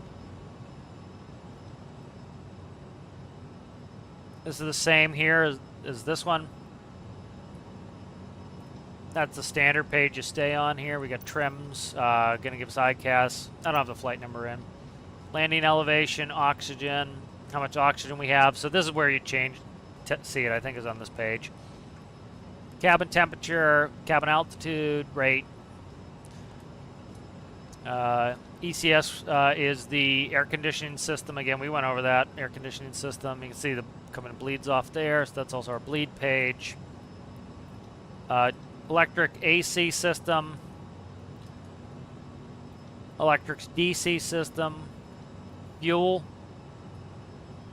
flight controls. A little bit of rudder trim in there. No, it's good. Anti-ice. So I've talked before about the anti-ice system. So we have hot bleed air. The air is coming off of the N2 section, the compressor section. It comes through here and it goes up. And if you look at the front of the engine nacelles, you see they're silver. And if you look at the front of the wing, you see the wing's silver. And it's silver because it's just bare metal, and hot bleed air goes through, it would melt the paint off. And so what happens is, if we were in an icing condition, I'll turn them on, the hot air would come through here, it would go up into the silver section, and it actually leaks out. And that would heat up the silver section to melt the ice. This is an anti-ice system. So this would come on, and it would melt it. So it says wing, anti-ice, okay. Let's go ahead and turn on some ice here, anti-icing system. So let's go ahead to wing. Let's turn the wings on. You see the valves opened. It's gone through, and we're heating our wings up. That will keep us from getting ice. Let's see. Cowl. That's the right cowl right there for the engine. Here's the left cowl. Goes through, heats up the left cowl for the engine. Okay. Turn on wings and engines. You could actually, I think we could just hear the engine kind of spool down a little bit there. You can hear the engine spool back up a little bit. All right, so you see there, probably because we lost a little pressure. Let's see if that'll work. Let's look at our N2 section. We're at 87.5. Let's turn on all our. See it go down. It was 87.5. That's because we have bleed air going out, so we're losing pressure to be able to, heat up the wings. So see, we lose power, and we put the back on. We close the valves, and now we're gaining power. That power is no longer used for the engines, or that power is being lost to heat up the wings, because the bleed air comes out and it escapes. So it goes through here and it leaks out, and so we actually lose pressure in our engine. We lose power in our engine for anti-ice. So you only want it on when you're not in icing conditions. How's it going there, Alistair? Good to see you. Good to see you. Hello, hello, hello, hello. So that's the icing system there, or anti-icing system there. Doors, we already checked doors page. As you can see, they should all be closed in flight. CAS crew alert system. That probably clears menus. Yeah, this is part of the CAS. We can scroll through the CAS. So menu and then up and down on the CAS system. So let's go to stat. No smoking is the only one I got on. Quick cast, does it do anything? No, I don't think so. And then we can scroll through the messages if we needed to. And then, yeah, that's for the crew alert system there. I don't know what selector does. Let's see. We're all checked in, right? Nothing. We're just waiting. We're waiting for a descent at this point. Radar, I doubt I was gonna hit the radar, but so we are going to Atlanta. Field elevation is 977, so we'll put on. We'll go ahead and we'll put on terrain radar. Okay. And let's go ahead and we'll go to performance tab, landing speeds. Endeavor 475. I'll just go ahead and set them all. Atlanta Center on 127.55. 2755. 12755. See you later, alligator. 127.55 Endeavor 475. Goodbye. Flight's going pretty well. The track IR is fucked up. It's Atlanta everything. Center, Something always like last flight level DC 250. screwed me. The Endeavor 475 Atlanta Center radar contact. Continue to PUBDG. budgie.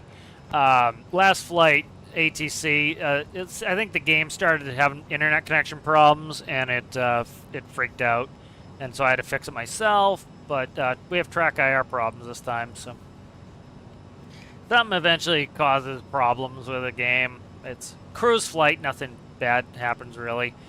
Too much in game. So here we have, we have TOD, top of descent. We expect to start our descent around here. We'll see what the game does. If we start getting our descent late, I need to try to kind of think of that and accelerate our descent.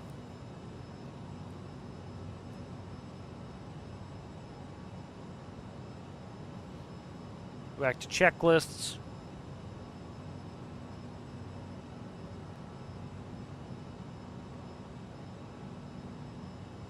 Oh, that sucks. Did you check all your backup folders?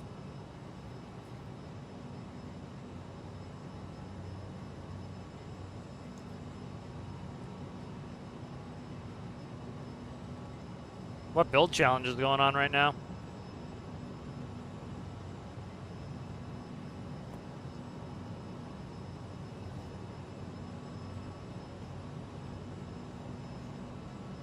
That sucks. So this is the radio panel for the captain. This is the radio panel for the FO. So for example, you can change your volumes. This here is the radio panel for the dummy. Dummy sits in is the jump seat. So jump seat will likely on this airplane go across the door.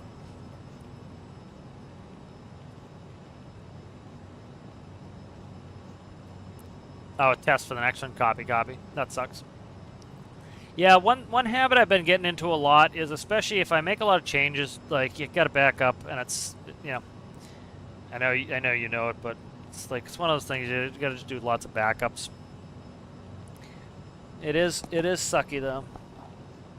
It is sucky. I'm just gonna put track IR away. It's not gonna work anyways right now. We'll go and close down track IR. If I'm not gonna use it, I'll get rid of that cord. It's being annoying.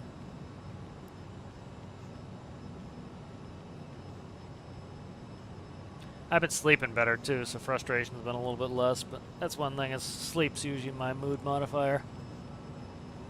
So this is the emergency escape hatch here on the Embraer 145. We went out the windows. So in this, I don't believe you can open up, there's no windows you can open up in here. On the Embraer 145, we had 2 windows. We were only supposed to open them to escape. And so we could pull the window and then go out, there was a rope right here. On this one, here's your escape rope. So you pop this and then you throw the rope out to climb out.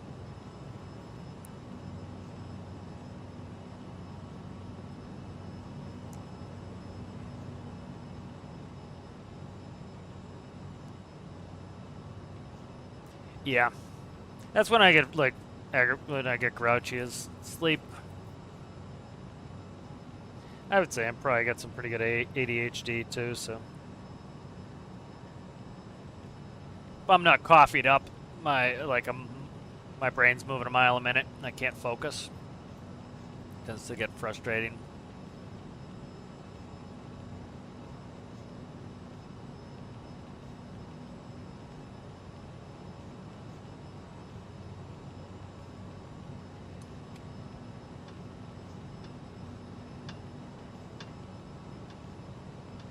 This is for reversion. So like if this panel went out, let's say this monitor died, you'd be able to push the PFD onto the screen so you could still fly it.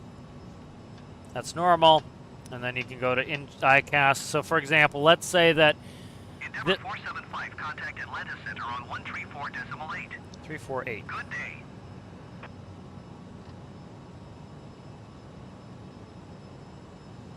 Come on, scroll. Scroll. Going to 1 tree for decimal 8 Endeavor 475. Atlanta Center Endeavor 475 flight level. All right, we're coming on top of descent. Endeavor 475, We gotta Atlanta Center, radar contact. be above Continue there. to WELL. We got to be above 13,000 feet at Andre. I'm gonna just double check. I've already read the arrival, but let me look. What is that? ILS 27. That's Andre 1. That's Andre 2. So the only thing we really need to worry about on this, I don't see any mandatory altitudes on here. We don't have any mandatories except that Andre at 13,000. Let's bring that up. I'll show you guys. That's the only mandatory right here. If you look, Andre, see it has a bar above it and below it. That means at 13, not above, not below. And landing west, we're going in 27. That's a west heading. We expect 250 knots. All right, and then we want to go to. Let's put that there.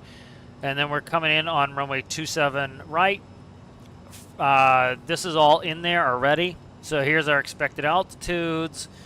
Read through this, like, you don't have to memorize this. This is all on there, but that's what we expect. Sometimes they'll put a speed on these, so that's what I'm really looking for, is there a speed restriction somewhere on here? If we lost our radios, this would be the procedure, so that might be interesting to some. So let's see, 27 right. Do we not have a 27 right? I don't see a lost comms for 27 right. But if you lost your radio, you'd squawk, and then you'd do that. But yeah, so this one doesn't have too much going on here.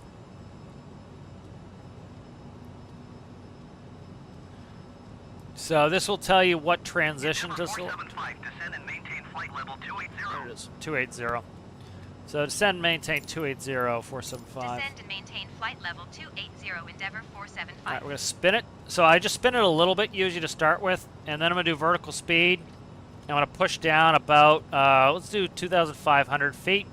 Then I need to pull my thrust back. I'm going to go to idle. All right, and then I'm going to fix it. So 280. So we're going to fix it.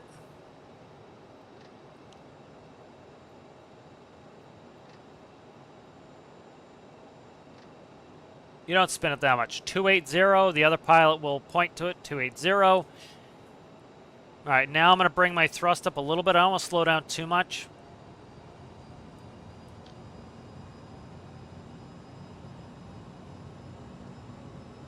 Now, we're not, like, you got to think about how many thousand feet we're going. We want to make Andre at 13. So, again, we know that Flight Sim likes to screw us with our descent rates. So what I'm going to do is I'm going to keep us descending down here. I'm actually, see, I would never do this IRL. I would never go into speed mode at this point. It's too rough on the passengers and on us. It would be like a bunch of G-forces and the flight attendant would go flying.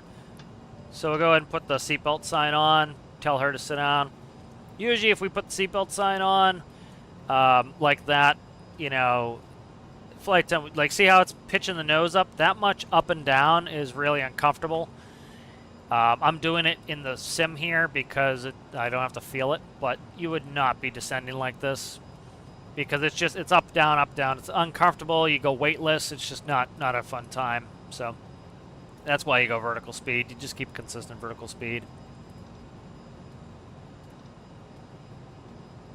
So see, we're going to overspeed here because the plane's slow to respond. So I'm going to go back to vertical speed here. That's kind of told me where I want to be, and now I can kind of bring it back. But yeah, you never do that IRL. We're capturing now because it's too rough. So like we've got 15,000 feet to descend, and we're going to be at Andre. Oh, let's see. Yeah, we don't have that much. We got like 30 miles and change, a little bit more, 35 miles to get to Andre. So we don't have that much space to do this descent. And kind of knowing Flight Sim gives us late descents. I want to keep that in mind.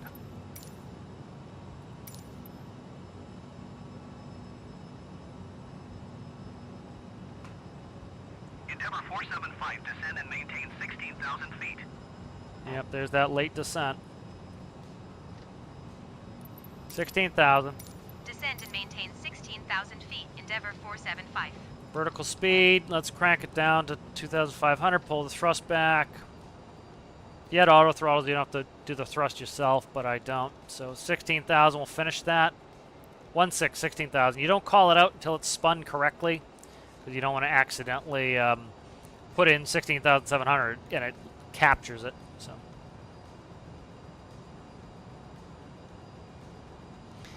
All right, so looking here, see Andre, want to be at Andre at 13,000. That means that our descent rate is not enough. So I need to go down faster.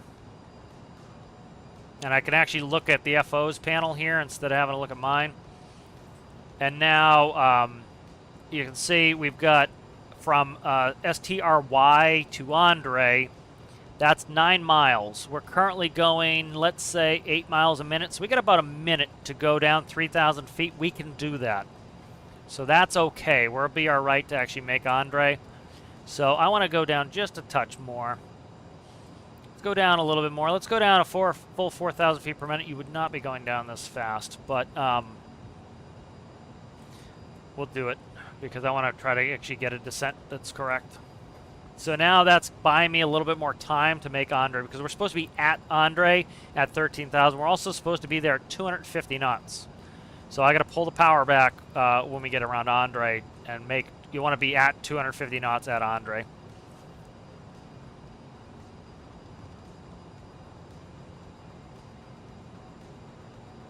So you see the line's actually going up a little bit because we're accelerating. I'm going to pull it back a little bit. Let's get slowed down just a little bit. I don't want to slow down too much.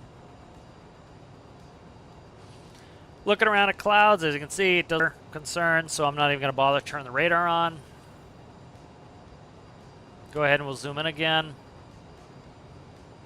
I want to be able to see Andre. Center the heading bug. All right, so I'm going to go back to the quick reference for descent. So landing elevation is set, fuel is checked, TCAS is on, radar is going to be off, terrain display, I've already clicked it, I believe. Let me check, see if that comes on. All right, so see, terrain mode just came on. That means it's going to show us terrain. Crew alert system, CAS, seatbelt, no smoking, that is good. That's checked and cleared. Landing data is set, approach briefing, I'll do in a second here. I'll be landing the ILS 27 right, that's a 113.5275. Runway is 11,890 feet long. Touchdown zone elevation is 985 feet, that is set right there, we're good. Let's see, we expect to come in around 7,000 at UU. I'll grab the localizer and glide slope. Decision height is 1,185 feet. If we see the runway at 1,180 feet, we will continue down to 100 feet. If we see the conditions, we should see the runway fine, so it'll be good. If we only see the runway at that altitude, we will go ahead and go down another feet if we do see the approach lights. Approach briefing is complete. Missed approach, we talk about missed approach. Missed approach will come back for another one at Atlanta. We would not have a missed approach likely. All right, I'm going to keep us slowing down a little bit here. They give us that out. They give us this very late. He did not give us an altitude. I don't believe he gave us an altimeter setting. He should. We don't need to look it up. He should give it to us. All right, so we want to get down there. We need another 3,000 feet descent, so we'll see if he gives it to us in time. That's why I'm kind of letting us slow down a little bit. I think the game is triggered to do it when we tend to level off. So it doesn't like to do it till we level off, really. So I'm letting ourselves slow down a little bit here just because I want to be able to easily make 250 and get this descent in for Andre.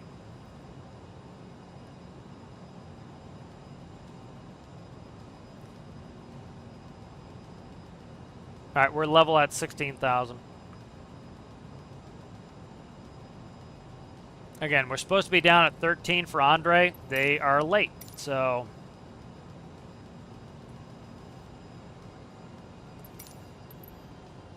yeah. I'm just going to slow us down at 250. Again, we should already have been descended down to 13,000. It's a mandatory at 13, so... I don't know what the game's doing again, being a dope.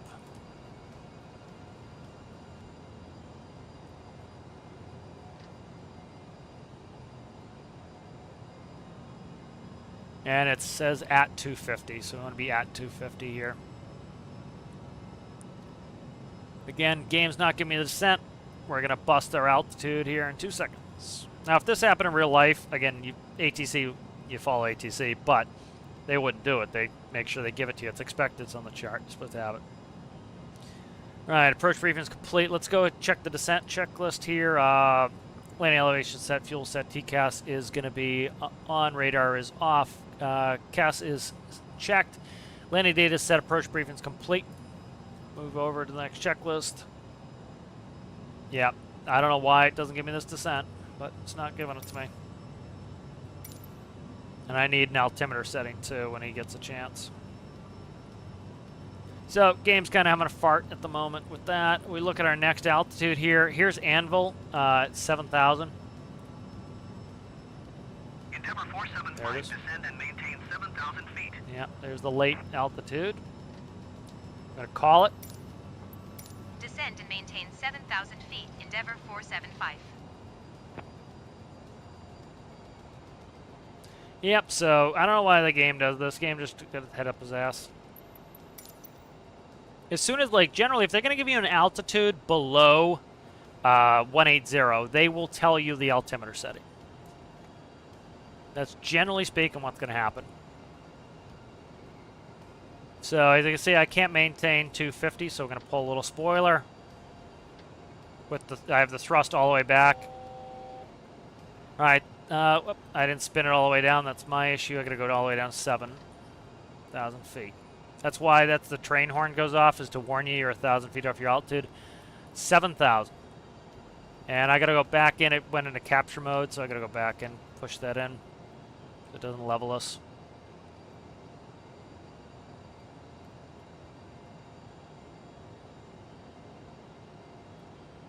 Yeah, I don't know what the see it. I don't know why it's not following the altitudes it's supposed to be following. Still don't have an altimeter set. 475, contact Atlanta Center on 2705. Good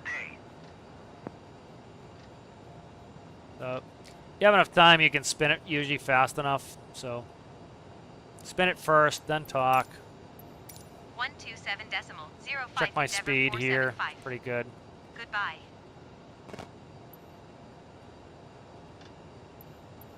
Atlanta Center Endeavour 475 is at 12,500 feet, descending 7,000 feet. Endeavour 475, Atlanta Center Diana? altimeter 30.01 radar contact. Continue to amble. 3001 finally gave me the Endeavour altimeter. 475, contact Atlanta Center on 127.5. Good day. 1275. You notice the localizer just came up? Endeavour 475. Goodbye. Put in the FO's altimeter there. All right, 27.5.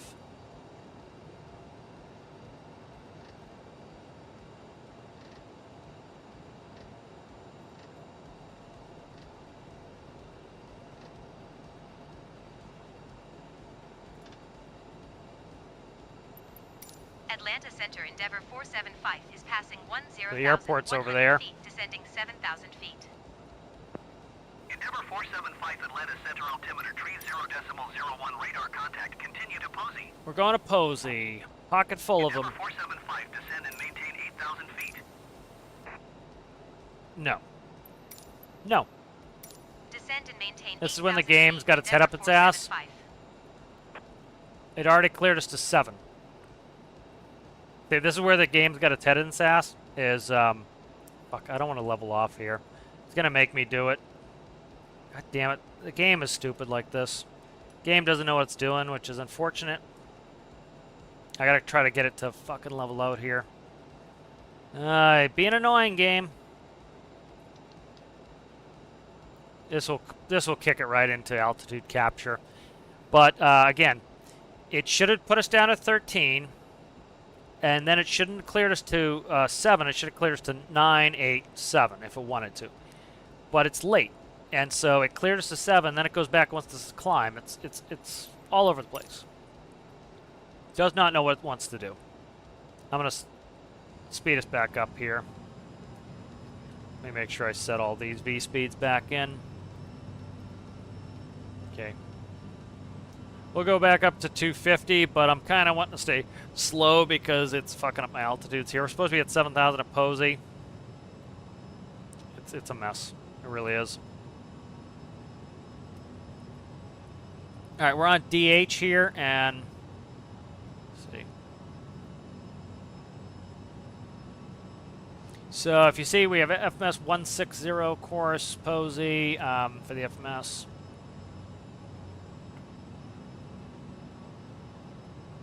Yeah, it's just, I don't know what's up with why it does this shit. See, the localizer isn't in blue now.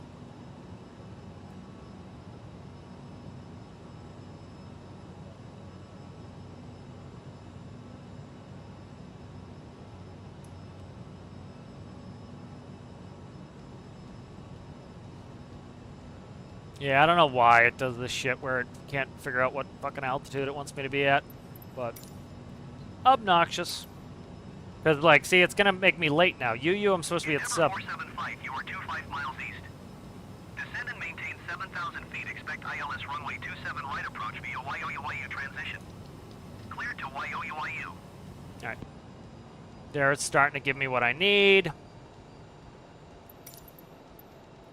Descend and maintain 7,000 feet. Expect ILS runway 27 right approach via YOUYU transition. Clear to YOU Endeavour 475. funky. See, this is what it's supposed to be. It was supposed to just clear me to 9, then 8, and then 7. So this portion is right. They just didn't clear me correctly earlier. So this portion of the flight is fine. The ATC knows what it's doing to a certain extent here, but it was fucked up before. So I'm just keeping us slow because the game is late on this shit, and I don't want to have to worry about it. So I'm kind of dropped our speed. IRL, you'd probably be staying 250 the whole time. Contact Atlanta Center on 128.0. 28.0.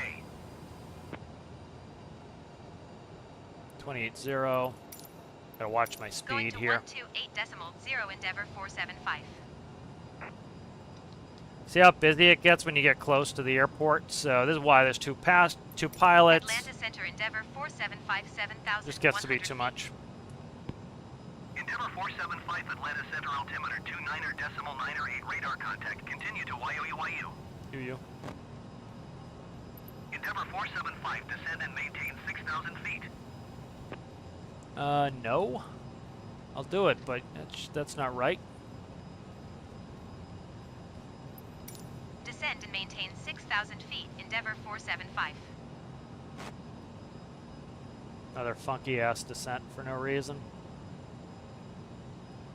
We're supposed to be, well, yeah, see, we're supposed to cross UU at above 7,000. That is on the chart right there. UU above 7,000. And they just told me to descend. So again, completely wrong. Clearly says it right on the chart. That's another reason I'm going slow here is Atlanta has a lot of parallel runways. All right, so you see the blue. The blue is the 475 contact Atlanta approach on 127.9er. 127.9er. 127.9er. So we'll go up there on this one.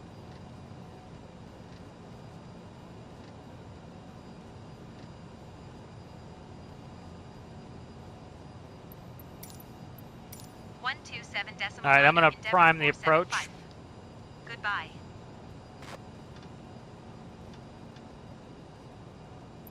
Atlanta approach Endeavor 475 6,100 feet. Endeavor 475 Atlanta approach altimeter 29.908 radar contact. Continue to MASN. Mason. All right, center up the heading bug. All right, we're pretty much on the final approach. Landing gear's coming down. Flaps are going to 8. Go ahead and start slowing down here. They haven't cleared us to the approach yet, but again, I'm by myself here. I might as well just do it.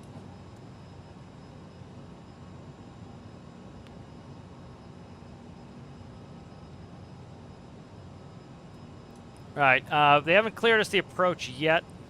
When they do that, I'm going to switch over. So I got to fix some stuff here. 2998. 2998. I can't see this one over here very well. 1, 2, 3, I think. There we go. Endeavor 475 descend and maintain 4,000 feet. 4,000. See, we're not cleared the approach yet, so he's going to keep descending us. Descend and maintain 4,000 feet. Endeavor 475.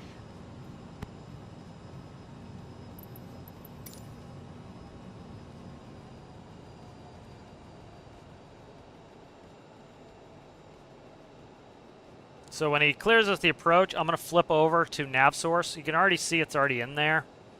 But I'm going to switch to the ILS. See how we're on FMS 1? And back up at localizer 1. I want to switch that over when we get closer. 3,000 for 4,000. All right, so we're on our final approach course here. I'm actually going to back this out just a hair here. You can see there's the airport right there. So go to the next one there. Don't see it yet. I do right there. That's our runway right there. Right there. Endeavor 475, you are 13 miles Here's east of the, Atlanta. we're cleared. Contact Atlanta Tower No, we're on not. 119.5 when inbound on the approach. Tower on 119.5 Endeavor 475. 19.5. Tower will clear us, but I'm just not cleared quite yet. 19. I hate the middle ones because it's like equal distance to spin either way. It's like It's nice when you don't have to spin that much. Alright, contact tower. Endeavour 475, 12 miles east inbound ILS runway 27 right approach. Nav source is going to localizer 1. Altimeter 29er.9er, wind 175 at 5. Cleared ILS runway 27 right approach. Approach. Cleared ILS runway 27 right approach Endeavour 475. Alright, now it's on approach mode. Alright, we're cleared the approach. So I put it on the approach. There goes the taxi light telling me that I'm cleared. You notice, so now I'm following the, trying to see where my ILS, where my glide slope is on this. Let me find this. DME, FMS2, nope, I want localizer 1. I'm gonna try to, I just want to run the autopilot on this and see what it does for me. Alright, let's go, flaps. Full flaps on there. Need a lot of power to maintain full flaps here. So you see the speed tape just came down? That's because that's our max flap speed. So right here, see this green right here? That is the, that's the glide slope right here. This green, and then this is the horizontal component. That's the horizontal component. That's the vertical component of the ILS. You see it's in there, tuned ILS. All right. So I'm going to go ahead and disconnect the autopilot. I'm going to hand fly. All right, so look at my flight director, the two pink bars in the middle. That will tell me where to go. That's what its job is as the flight director. Now, especially in, slow. Get slow here. The throttles on this are weird. Like, one of the guys who was watching his videos was also complaining about them. So, like, you can pretty much eyeball inside here. I'm going to set the trend vector where I need it. What the fuck was it doing? The trim, it's screwy with the trim here. I gotta try to fix it. Wind 175 at 5. Clear to land. Clear to land. 27 right. I should have left the autopilot on until I got done with comms and lights, because again, you wouldn't be doing this. Clear to land The other right, pilot would be Endeavour doing this shit, 475. so you could just focus on flying. And so, like, you would not be doing all those comms. That's the other pilot's job. So I'm just following the flight director here, a little bit left and a little bit high, and the trim is real funky on this. Like, I'm having to trim like crazy. So I'm looking all inside. Now, I could go visual and just look, but I want to run it on the ILS here, so we're just going to follow the flight director. I got a little bit slow here. Trim feels really funky to me. Landing gear is down, 3 green, flaps are set, lights are set. Landing checklist is complete, and we are clear to land. All right, I'm looking outside now, so I'm going to transition. I got to zoom out a little bit here. All right, looking at the lights on the right, you see we have 2 reds, 2 whites. That's where we want to be. Also using the glide slope, we're getting a little low. Trim is friggin' a mess on this. Thrust control is kind of a mess, too. See, stop bitching. I have not aborted the landing. Stick it so far up your ass there, game. Literally, like, the thrust on this is so slow that, like, I have to bang it to get it to go up any. It's fucking weird, man. All right, we have 2 reds, 2 whites. Like, we're perfectly fine, and it's if I go full thrust, she bitches and says that we're gonna go around. It's like, no, I'm not. We're not going around, dude. Like, we're literally fine. Like, nothing's going on. All right, clear to land. 300. Why are the flight spoilers deployed? I don't know why the spoilers are deployed. Did I not ever put them up? Fuck! Don't do that! Christ, on a cracker. I need track IR, you bastard. Flight spoilers are up for some reason. 100. I left them up, maybe. They'll automatically go down if my 30. thrust is up, though, so I don't have to worry about them. 10. We're floating here. I need track IR, I really do. It was a mess because I didn't have track IR. I can't move my fucking head. Ugh, fucking annoying, man. Endeavour 475, turn next taxiway. That shit is annoying. Endeavour 475, contact ground on 129er.375. What are we on? We are on Delta. See, it's a black D. That means we're on D. Giggity. Well, that's annoying when I can't move my head because I can't easily, like, do anything. Let's switch freaks here. I'm just going to do this. Endeavor 475, acknowledge last transmission. Motherfucker, I just clicked the button. Stick it up your ass and wait. 129 decimal God, 375 it's Endeavor annoying. 475. Goodbye. Please remain seated until the aircraft has So come to a stupid. complete stop. I'm waiting for APU to come out of bite. Once APU's out of bite, I can spool the APU up. Yeah, see, spoilers were up. I don't know what the deal was with that.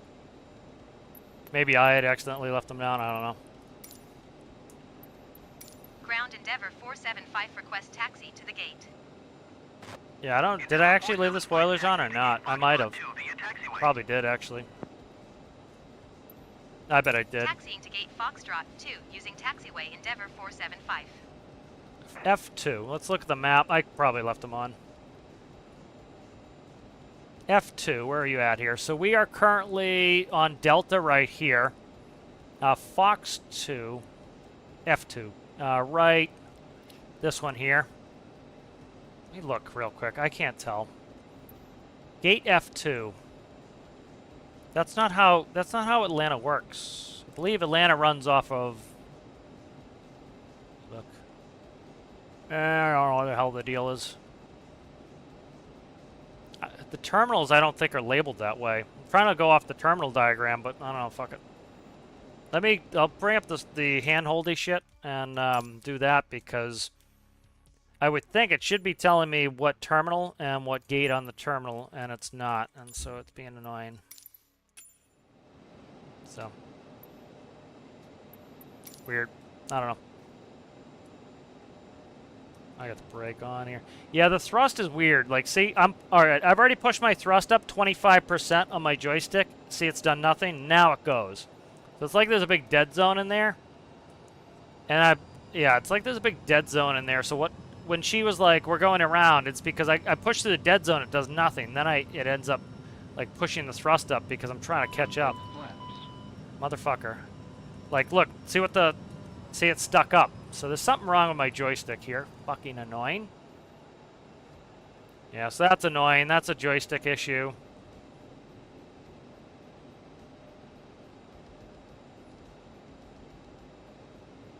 So a bunch of pain in the asses going on right here. So yeah, kind of annoying when the stuff doesn't work out. So I got to try to get rid of that dead zone on this airplane. Like, it was working fine on the 310. This one's got a dead zone, so I got to fix that.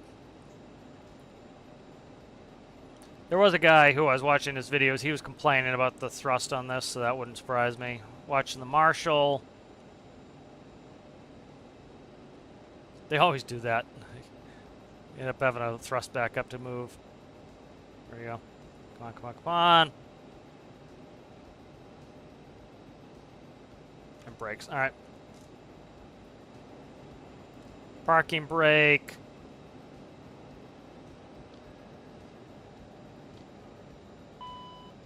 All right, so 2 engines are going down. Let's go to the, let's see. Oh, stop. Give me the seatbelts. All right, let's see. Yeah, so I didn't do the checklist on the thrusts on that, so that was my fault. But again, part of the problem was like, you know, they fucked up my altitude, so I couldn't like focus on what I needed to. I had to focus on other shit. I really wish they would fix that in the sim. All right, let's see. Shutdown check.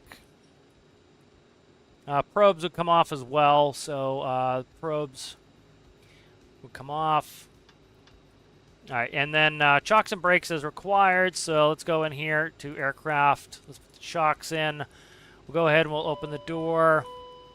Ladies and gentlemen, the door is open. Down, Please make your open, way to the open, exit, and please make sure you have all your personal open, items and carry-on ground cart. All right, electrics, we'll set the electrics, so we should get the ground cart. So that's going on there. And then that means I can shut off the APU once the ground cart's plugged. All right, so that's off. Fuel and check valve test, we don't need to do that. Thrust lever shut off, seatbelts is off, anti-ice off, fuel pumps are off.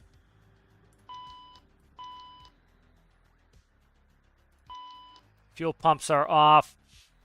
Let's see, hydraulic 3A as required. Should be able to shut 3A off.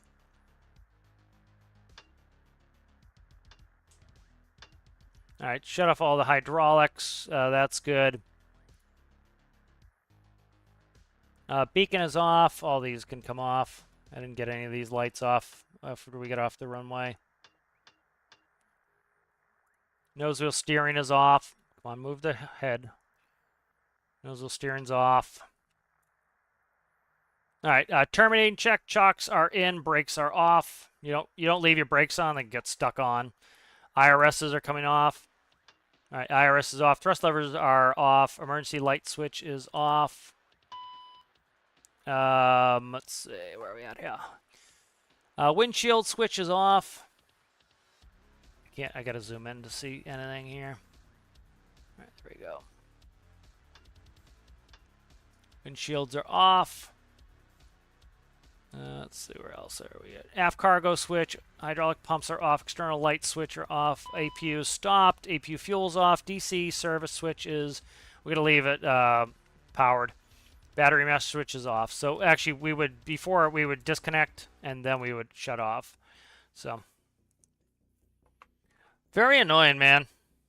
Yeah, I got to look at the dead zone for the joystick. It's different between the two airplanes because it got stuck there. It's fucking obnoxious.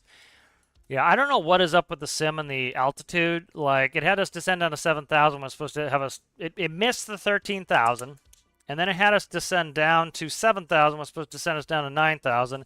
Then it had us go back up to 8, which what the fuck? We weren't even at 8 yet. And so it's just like, it's so ballsed up. What I should have done is left the autopilot on until we got cleared to land, because I, talked about this before, like the, when there's two pilots, I could do whatever I wanted. So, for example, if I'm flying, I could take the autopilot off whenever I want. And then the other person is going to do the radio and the lights. So it doesn't matter if I have the autopilot on or off. Because I'm flying by myself, I should have left the autopilot on until we were clear to land, because then I can do the lights and check this fucking spoiler and do the checklist. But the other thing, too, is like when you have two pilots flying, the pilot flying would call for the pilot not flying to run the checklist. And so that would have caught the spoiler there. So I got distracted with all the wrong altitudes and shit, but everything worked out all right. So just pain in the ass. Like, it looks like the spoilers were out. They weren't. What happens is when you push the thrust up and your gear is down, the spoilers will automatically retract. So the spoilers retract themselves. It's dinging you, telling you you left the handle in the wrong position. That's all it is. So it's not like I was landing with the spoilers. They were up because the TLA, the thrust lever angle, will automatically put them back down. So you don't have to worry about that. But it's, it wasn't the right procedure. So I got to keep an eye out on that in the future. But yeah. But all right, guys, if you liked the video, If you're not subscribed and you enjoyed it, consider subscribing. I will see you guys in the next one. I might do another one. I might not, but I definitely would have to reboot this to get track IR. Track IR not working is very difficult because I can't look and click when I need to. I have to move the mouse, and I end up having to let go of the controls to do it. So thanks for watching, guys. We'll see you in the next one.